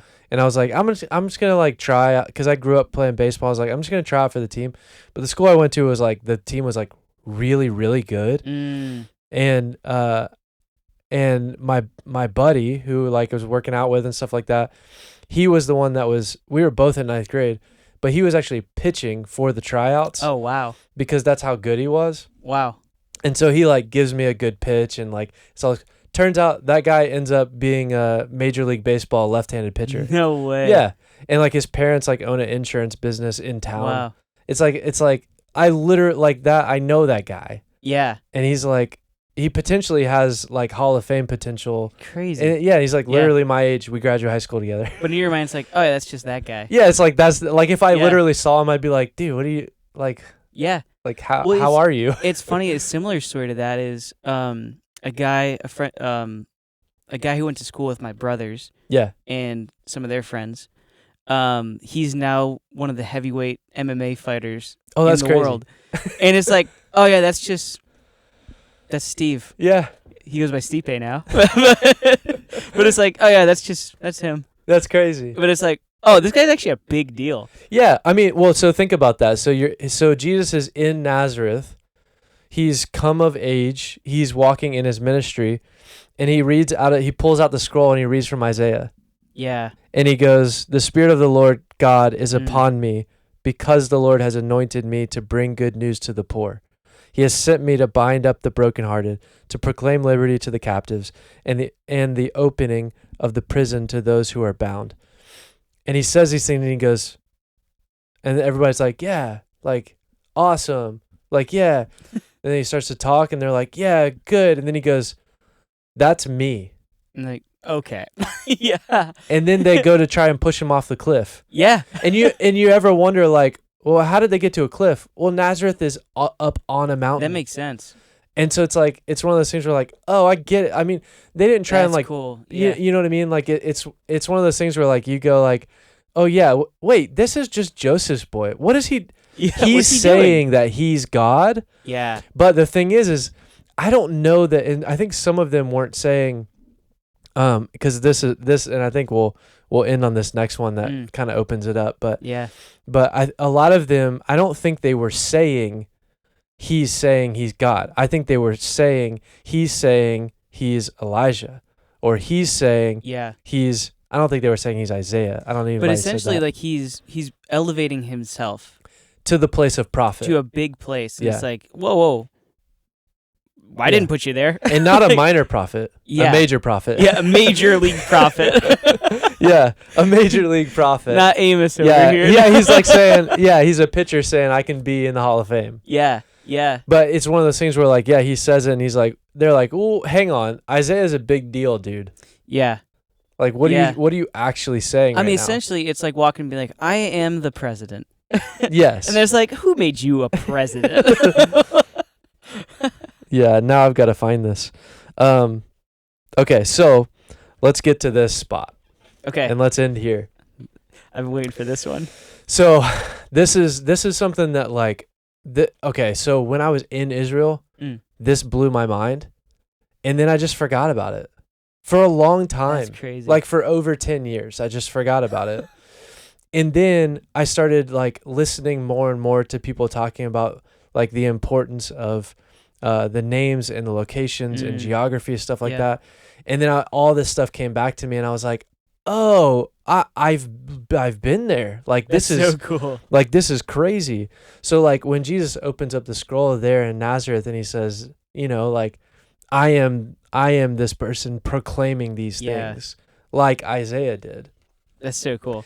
Then you get to this place where Jesus says in Matthew, I like it. Matthew's gospel.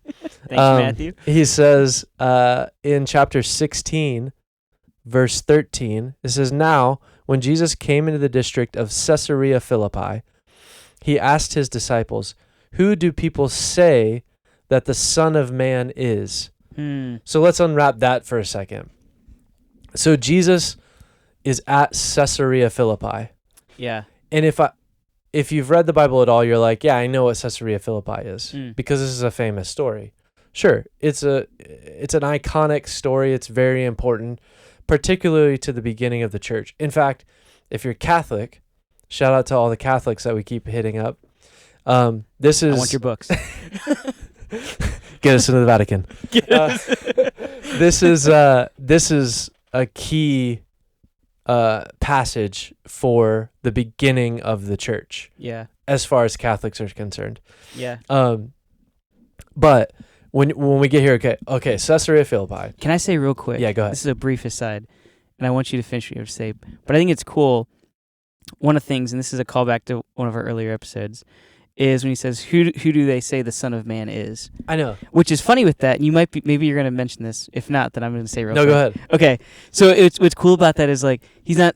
We attach that to Jesus, but he's not attaching it to himself. No. He's talking about this figure. Right. And so it's like, okay, well, who's the Son of Man? Well, that goes back to the Book of Enoch. It does. And so go back and watch that episode if you haven't. And if not, you'll understand. If you have seen it, you understand how cool this is. Yeah. But anyway, that was a brief aside. No, and that's where I was going to get to. I'm glad you did that because now I can say, well, yeah, it's important that we know, okay, Book of Enoch 1 in particular, gives us this layout where we go, okay, now if we understand this and we take it for what it is, and we go, Son of Man, there's a specific reference to Son of Man in Enoch 1 that's specifically talking about the one who will come and save not only the Jew but also the Gentile. Yes. He'll be a light to the Gentiles. Yeah. Like when we look at that, you go, okay, Jesus is not saying what we read it, exactly what you said. Hey, who do people say that I am? The crazy thing about that is I feel like there are translations that say that. I think there are. Or there are versions, or I've heard pastors say that. But that's not what he's saying at all. That's not what he's saying. He actually hasn't attached it to himself in this sentence. No. Yeah. He says, who do people say that the Son of Man is? Well, who's the Son of Man? Yeah, it's kind of his way of saying, like, who do people say that George Bush is? That's the first thing I thought of. I don't know why. But you know what I mean? It's like he's like here's Well, it's this a other position. thing. Who do people say the president That's true. is? There you go. right? That's even better. Yeah. So it's like, okay, who do people say the president is? Yeah. And it's like he's bringing up this idea, this title, this idea. Yeah, it's a title, it's a position. Yeah, position. Thank you. That's what I was looking for. Yeah. And so he's like, describe that. Who do people say that is? Right. Or what do people say that is? So what could he be referencing Yeah. other than Enoch 1? Exactly. Who do people say that the Son of Man referenced in Enoch? Or if you want to, the book of Daniel, who's potentially also referencing Enoch. Yeah. Who do people say that Son of Man is? Yeah. So you also go like, okay, well, we talked about it. Son of Man is mentioned like 118 times, something like that. It's a lot. In the Bible. So in the canonical 66 books, it's mentioned. I think specifically Jesus uses it, 80 or 81 times throughout the Gospels, the 4 Gospels. That's just in the New Testament, Jesus himself, not counting Old Testament, how it's used and anything like that. But yeah, well, in the Old Testament. Much more. yeah, but it's also like, it wasn't like 98% of it was Ezekiel. Yeah. Yeah. And in Ezekiel, it's referencing, it's intentionally context. It's referencing one born of man. Yes. So it's kind of a bunch of gods or spiritual beings. Yeah. Communicating to one another using the title one who was born of man by saying Son of Man. So that's when it's used in Ezekiel. Yeah. But Jesus uses it a lot. Mm-hmm. And it's used a lot in 1 Enoch. Yeah. And so he says, who do people say that the Son of Man is? And they said, the disciples, some say John the Baptist. Okay. Mm-hmm. John the Baptist. That's interesting. Yeah. Others say Elijah. And others Jeremiah or one of the prophets. Yeah. So you go back to, what does he do in Nazareth? He reads from Isaiah. That's so cool. And says, I am this one. I am this man. I am this one. I'm a prophet, essentially. I am. Yeah. Is what he says. Yeah, that's true. Yeah. That's true. Which is really cool. It's even cooler. Yeah. Yeah.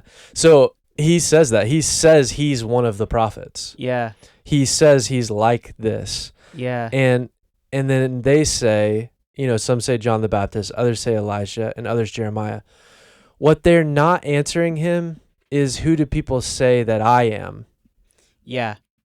So we think that, they're basically like, who do people say holds this position? Right. Yeah. And they're like, some say that John the Baptist, who's currently alive when he asked this question, some say that he actually might be the Son of Man. Yeah. Referenced somewhere else, that title, that position. Some say that Elijah is or was. Some say it was Jeremiah or one of the other prophets. Which is actually kind of funny when you think about how we view Revelation and how we're trying to basically oh, this is what it means, how we're trying to interpret it. They're doing the same thing. They are. Which is kind of funny. It is. Because there was someone out there at that time being like, it's obviously Jeremiah. Yeah. Of course. It's so obvious. Yeah. And that's what we do now with Revelation. Of course that's what it is. It's so obvious. Yeah. But it's we laugh at it now because we have Jesus is actually giving it to us no, this is who he is. Yeah. Yeah. Yeah, which is cool because then you start to, we've literally read one verse. Yeah. And you're like, there's so much color here. There's so much right here where you go okay, who do people say that the Son of Man is? All right. Who holds this title? Who do people say has fulfilled the title of Son of Man? Yeah. Some say John the Baptist, who currently is living. Mm-hmm. Others say Elijah, who then was taken up. Yeah. And others say Jeremiah or one of the prophets. So they kind of just John the Baptist, who's alive now. Yeah. Elijah, who apparently never died. And then Jeremiah or one of the other prophets might be. Yeah. And then he said to them, but who do you say that I am? Yeah. So that's where we end up getting this whole thing. Yeah. Because That's true. he asked the question implying that he is the Son of Man. Yeah. Yeah. So he actually answers it for them, Yeah. which is funny based what their response is then next. it is. Yeah. Because now when you read it that way, because like if I were gonna quote this to you, and even if I quoted it exactly correct of how I just read it and how it's written in the ESV right here, you would probably still in your mind go, well, Jesus said, who do they say that I am? Yeah. Yeah. And then, Yeah. but that actually misses a major point. It's like, why would other people say that Jesus is John the Baptist? Right. That's dumb. True. That's actually dumb. It actually makes no sense. It doesn't, Yeah. because they're cousins. Yeah. Why would they be? They're both alive at the same time. Yeah. They have different sets of disciples. They're both fulfilling different purposes. Yeah. Why would some people be like, oh, Jesus is actually John the Baptist? Unless Yeah. they're just like confused. Right. You know what I mean? And then you jump from there to, so it makes it obvious. It's like Son of Man, the reference there, is intentionally a title Yeah. that he's asking who is fulfilling that. And then instead of saying, who do you guys think is the Son of Man? Yeah. He makes the statement that he is the Son of Man. Yeah. True. Which is awesome, because then the next part of that says, Simon Peter replies after Jesus says, but who do you say that I am? Simon Peter replied, you are the Christ, the Son of the living God. Yeah. So in that instance, it's like it's like a moment of revelation happens Yeah. to the disciples, That's so cool. and Simon Peter has this visceral response. Yeah. And the visceral response is like, whoa, like it's almost like Ooh, I'm we're getting the seeing this chills. we're seeing this conversation, and it's actually like Jesus on the road with the two men. Yeah. He's opening up the scriptures. Yeah. So Yeah. if you ever go like, what does it look like for Jesus to open up the scriptures to me? It's right here. Who do people say that the Son of Man is? That title. Well, some say it's John the Baptist, or others Elijah, others Jeremiah, or one of the prophets. Which he's kind of, in some ways, it's like he's opening up this conspiracy theory conversation. Yeah. And they're just like, oh, well, yeah, let's talk about that conspiracy theory. Yeah. And he's like, okay, now let me blow your minds. Yeah, it's like Yeah. he's saying, who do people say the aliens are? Yeah. And then he goes, well, who do you say that I am? Yeah. And you're like, wait, what did you just do? Yeah. Yeah, so it's one of the, yeah. So he goes, He's Jesus an alien. well, technically, we need to get there. That's yeah, we're not ready That's yet. our next question. Is Jesus an alien? That's a good, there we go. Stay tuned for that. But who do you say that I am? Simon Peter replied, you are the Christ, the Son of the living God. And Jesus answered him, blessed are you, Simon Bar-Jonah, which there's another name. What does Bar-Jonah Yeah. mean? Yeah. His Paul? dad was Jonah. It's like bar none. It's Yeah. like Simon, not even Jonah. Not even. Not even. No, but I mean, I wish I had that reference, because that, man. But I think it just means like son of. yeah, that makes sense. Yeah. For flesh and blood has not revealed this to you, but my Father who is in heaven. And I tell you, you are Peter, and on this rock, the Greek word for Peter and rock sound similar. Mm. So that reference Actually, there. wait, funny thing real quick. Go ahead. Because wasn't Peter, he was a fisherman, He was.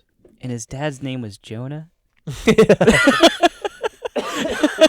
Jonah had some experiences with some fish. Anyway, sorry. Get He to the did. cool part. He did.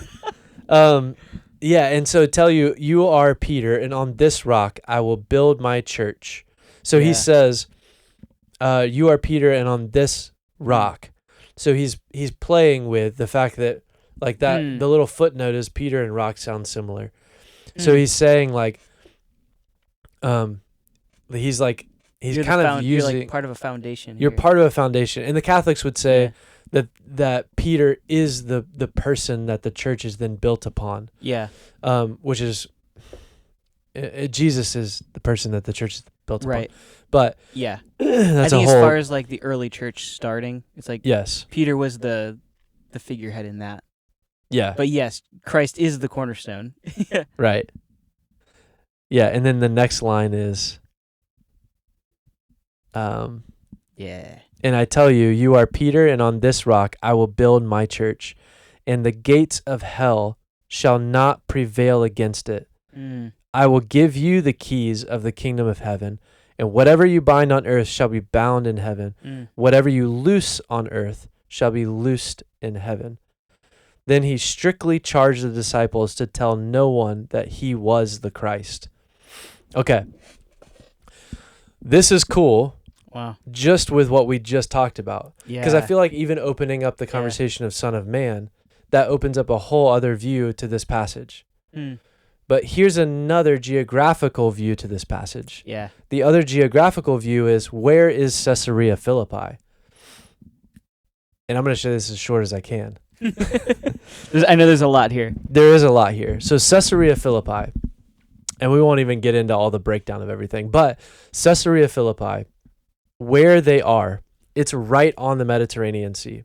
So where they're standing is not necessarily on a cliff edge, but it's that city, and where they are, they can see the sea. So they would be like kind of on the beach, but it's not actually a beach front at where they are. So it's a little rocky. But where they're standing, like where they literally are standing, is in front of the south end of Mount Hermon.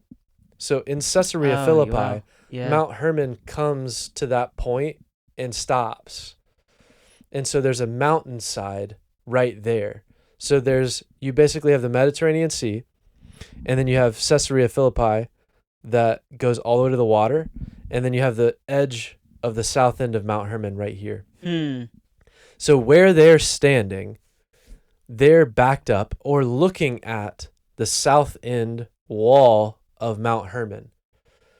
Now, wow. Where they're standing though is at that specific spot against that cliffside of the edge of Mount Hermon is this big cave, and then there's also cut into the side of Mount Hermon is this gateway. And the gateway is said to be the gates of hell. So like big reveal, but also like super anticlimactic. There's a literal place that was called the gates of hell. Yeah. And the gates of hell is at Caesarea Philippi. And everybody that read this, they would know exactly what he was talking about. when he said the gates of hell will not prevail against it, Yeah. everybody knows they're standing at the gates of hell. Yeah. So they're standing there.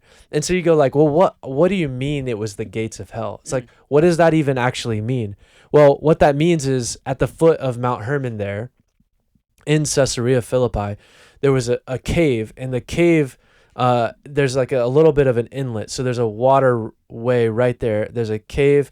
And then on the top of that cliffside of Mount Hermon is actually a temple to the Greek god Pan. Oh, wow. And Pan is like one of the oldest and earliest Greek gods. Yeah. And Pan is the goat god. And Pan is like the god that like when you think about like representations, like modern representations of Pan, easy one is like Pan's Labyrinth. But then you also have like Tumnus. Oh, interesting. So like Tumnus is interesting because you go like, wait, what do you mean Tumnus is Pan? From Chronicles of Narnia, for those who don't. Yeah. Get So that. like Everybody saw the name. Yeah. So like if you watch the modern first Chronicles of Narnia, The Lion, the Witch, and the Wardrobe. Yeah. As soon as he walks through the wardrobe, the first person that he meets is Tumnus. Yeah. So Tumnus is actually this Greek god character that is a god of the woods. So Pan is actually like a god of the woods, and he's known for his flute, the Pan flute. Of course. So because that music, that frequency, that vibration was it was a spiritual thing by which he would summon things. Which is what we see in Narnia as well. You see it, yeah. Yeah. But Pan is like it would have been an early Greek god to the people who lived on the outskirts. And so like it's the god of the woods. But then Pan starts being associated with sexual things. He starts being associated with a lot of fertility things. And Pan is this interesting hybrid where we say the goat god. He's top half man, bottom half goat. Okay, yeah. So he kind of, I mean, Tumnus. Like that's exactly what it is. But the thing is like Tumnus is like a small one. And like they don't like if you look up a picture of Pan, first of all, I don't know if this happens to you or not, but like when you look up like Greek gods and there's images of them, it always feels wrong. It does. Like there's something where I'm like, I don't actually want to have this on my phone or like on my laptop for very long. But anyways, it disturbs me. Yeah, there's like something about it that's like not right. But and the something is like pretty obvious. Yeah. And Pan is interesting because so there's a temple to Pan directly on top, and then underneath that on the cliffside is the literal gates of hell. And so what they would do is they would have these ceremonies there because at the time that period of time, like from like 2000 BC through really through the Exodus. So you see like it would be like from Abraham to like you see like Abraham to Moses, like through that region of time, you see the Amorites are setting culture and religion in those areas in a major way.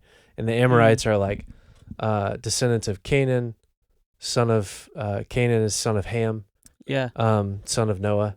So like you see this progression there, and the Amorites had no distinguishing between life and death.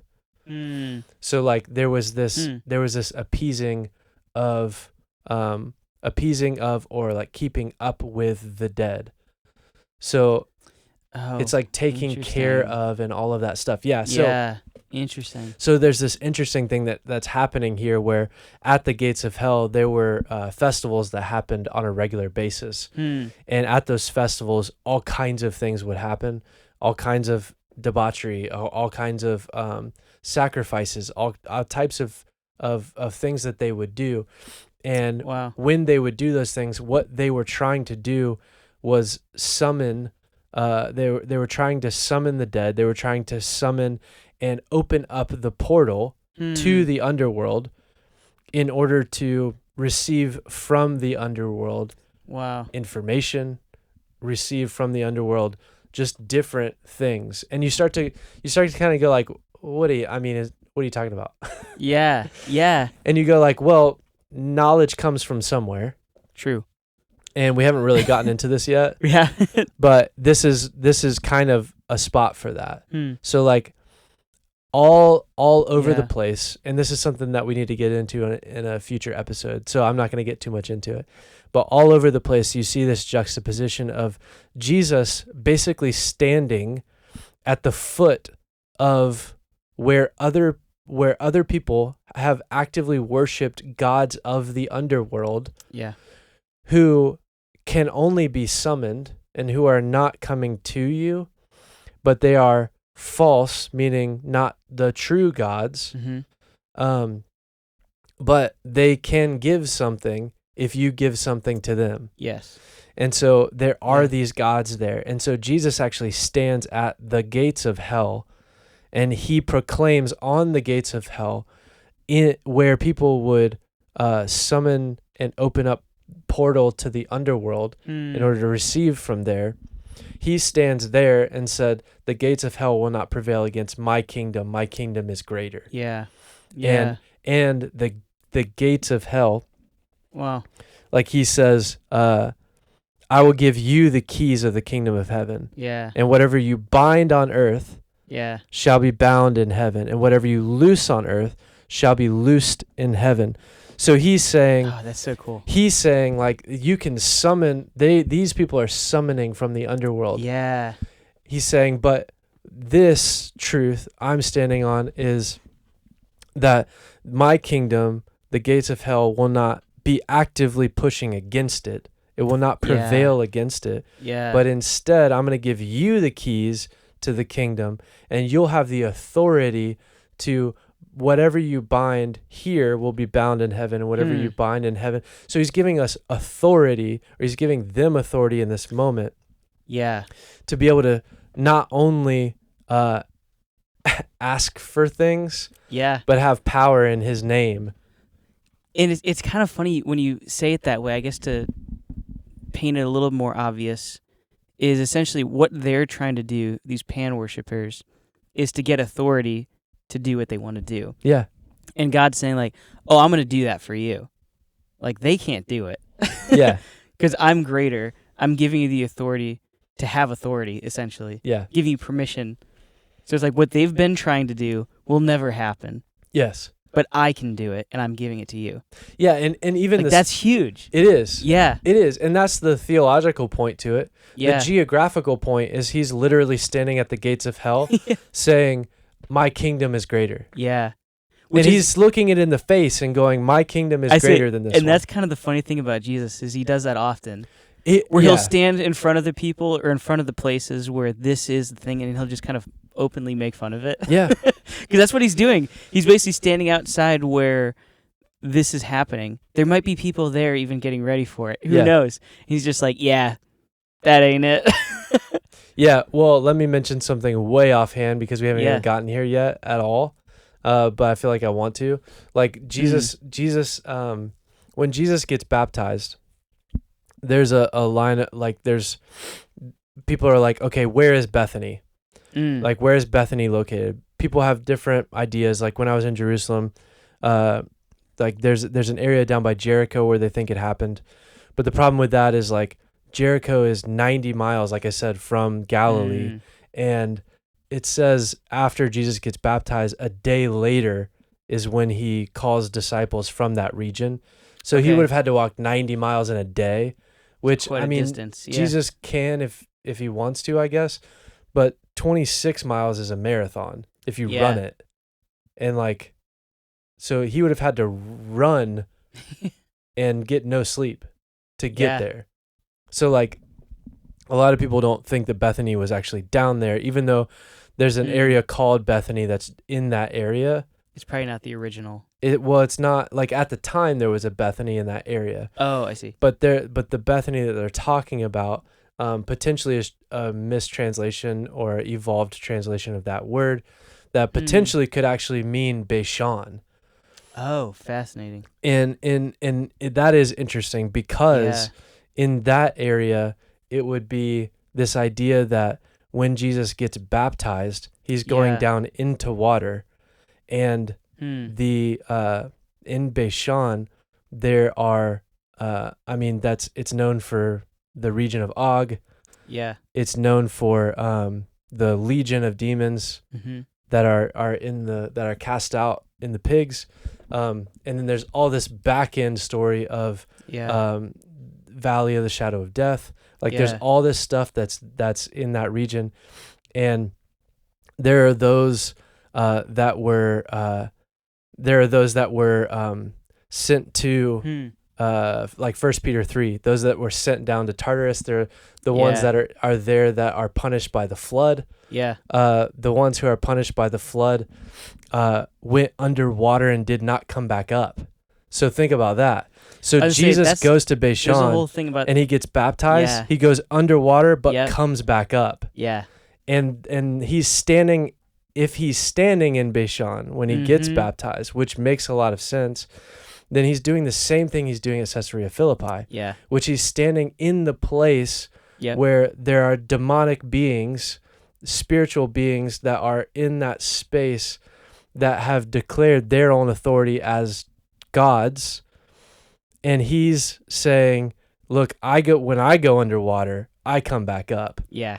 But you guys are bound underwater Mhm. and you're not coming back up.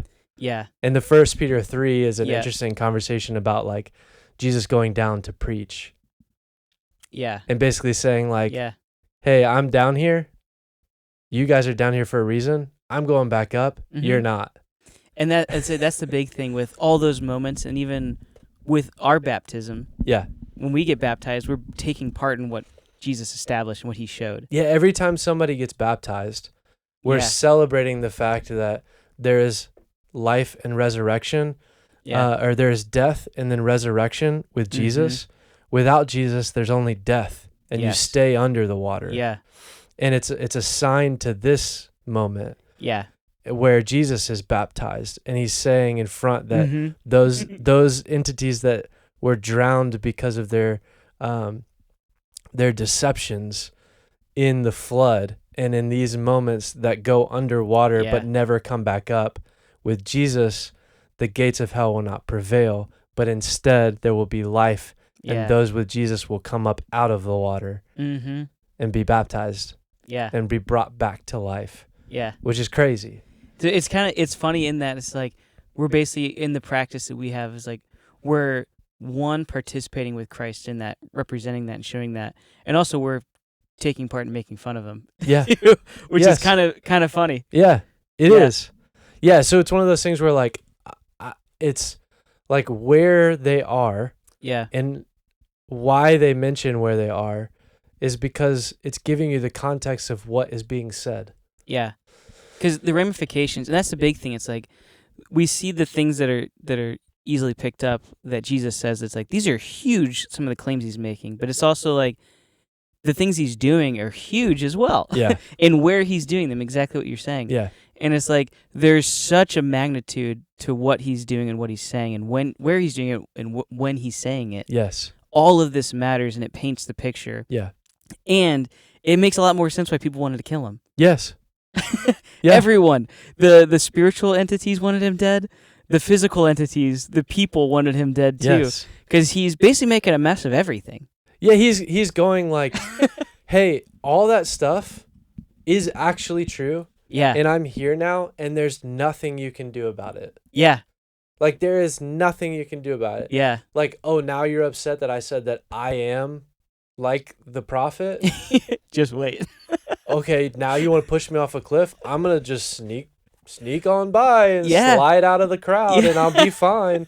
It's They like, give him the that's- slip, the to old me, slip. to me, that is one of the weirdest scriptures. Yeah. It's like, and then they tried to push him off the cliff, and then he just slipped out of the crowd. What do you mean he slipped out of the crowd? What does that even mean?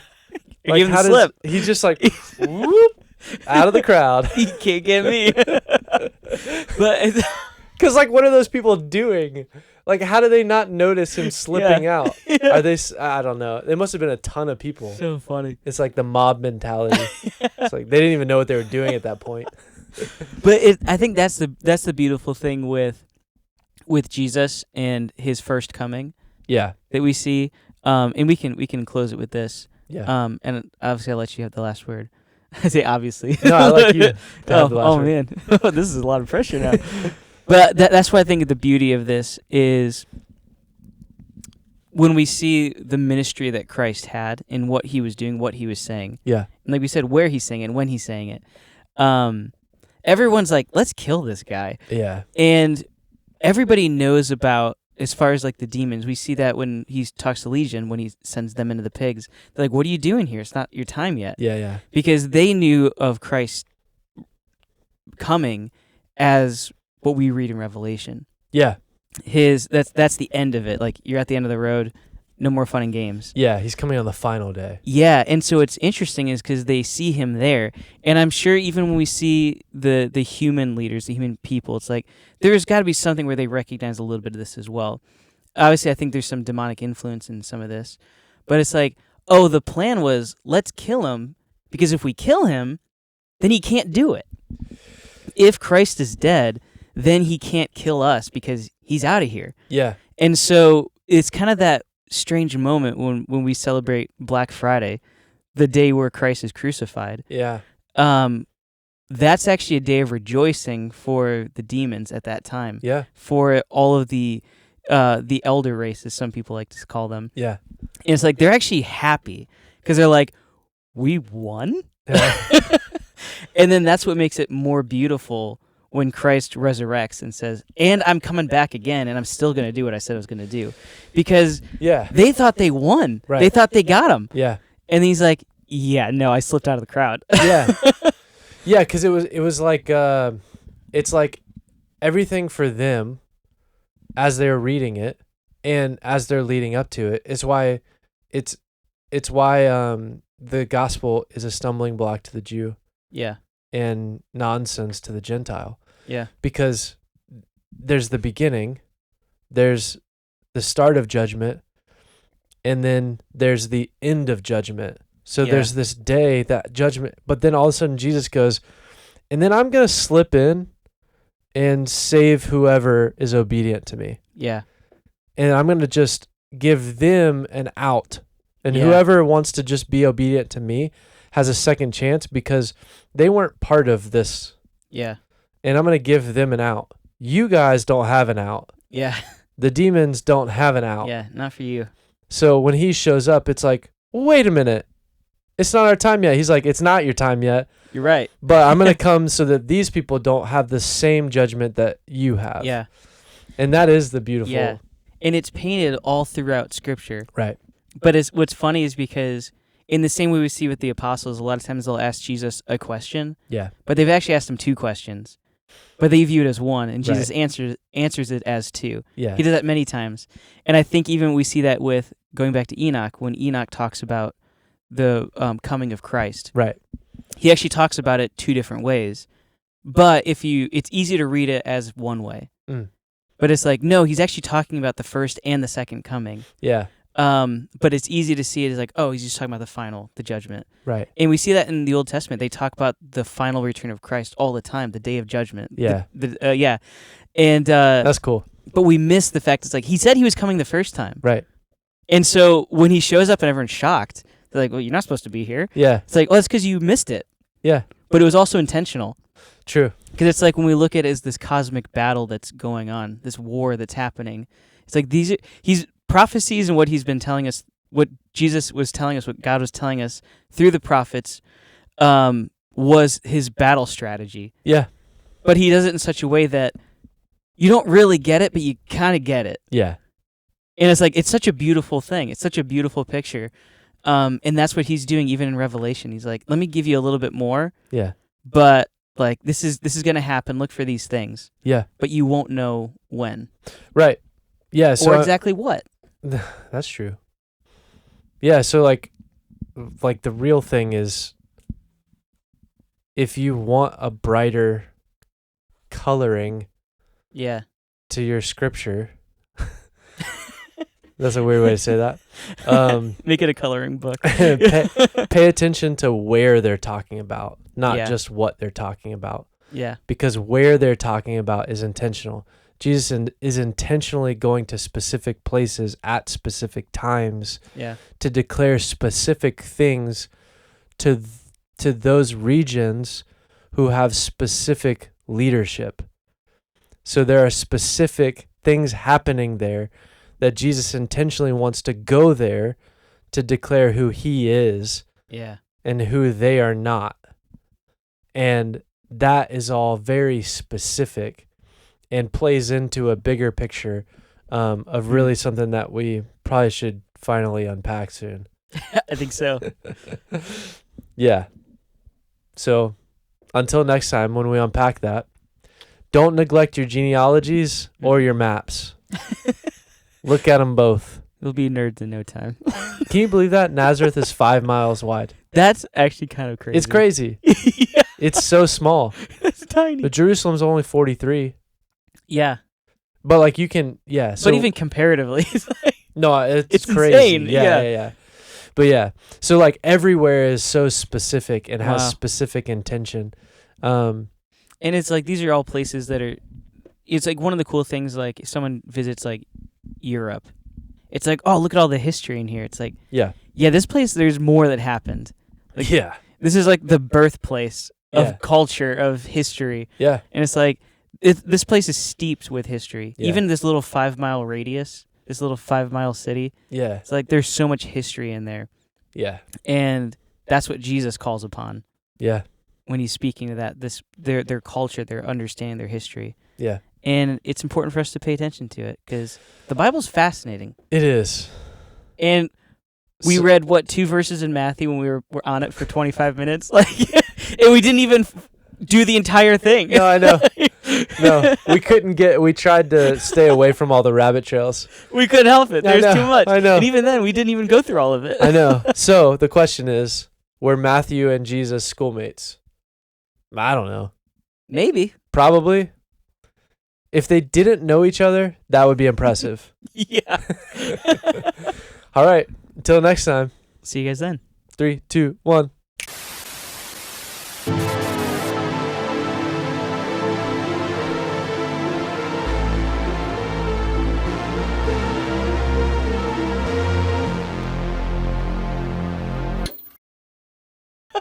You want one of these? No, I'm good. Thank you. That should have been recorded.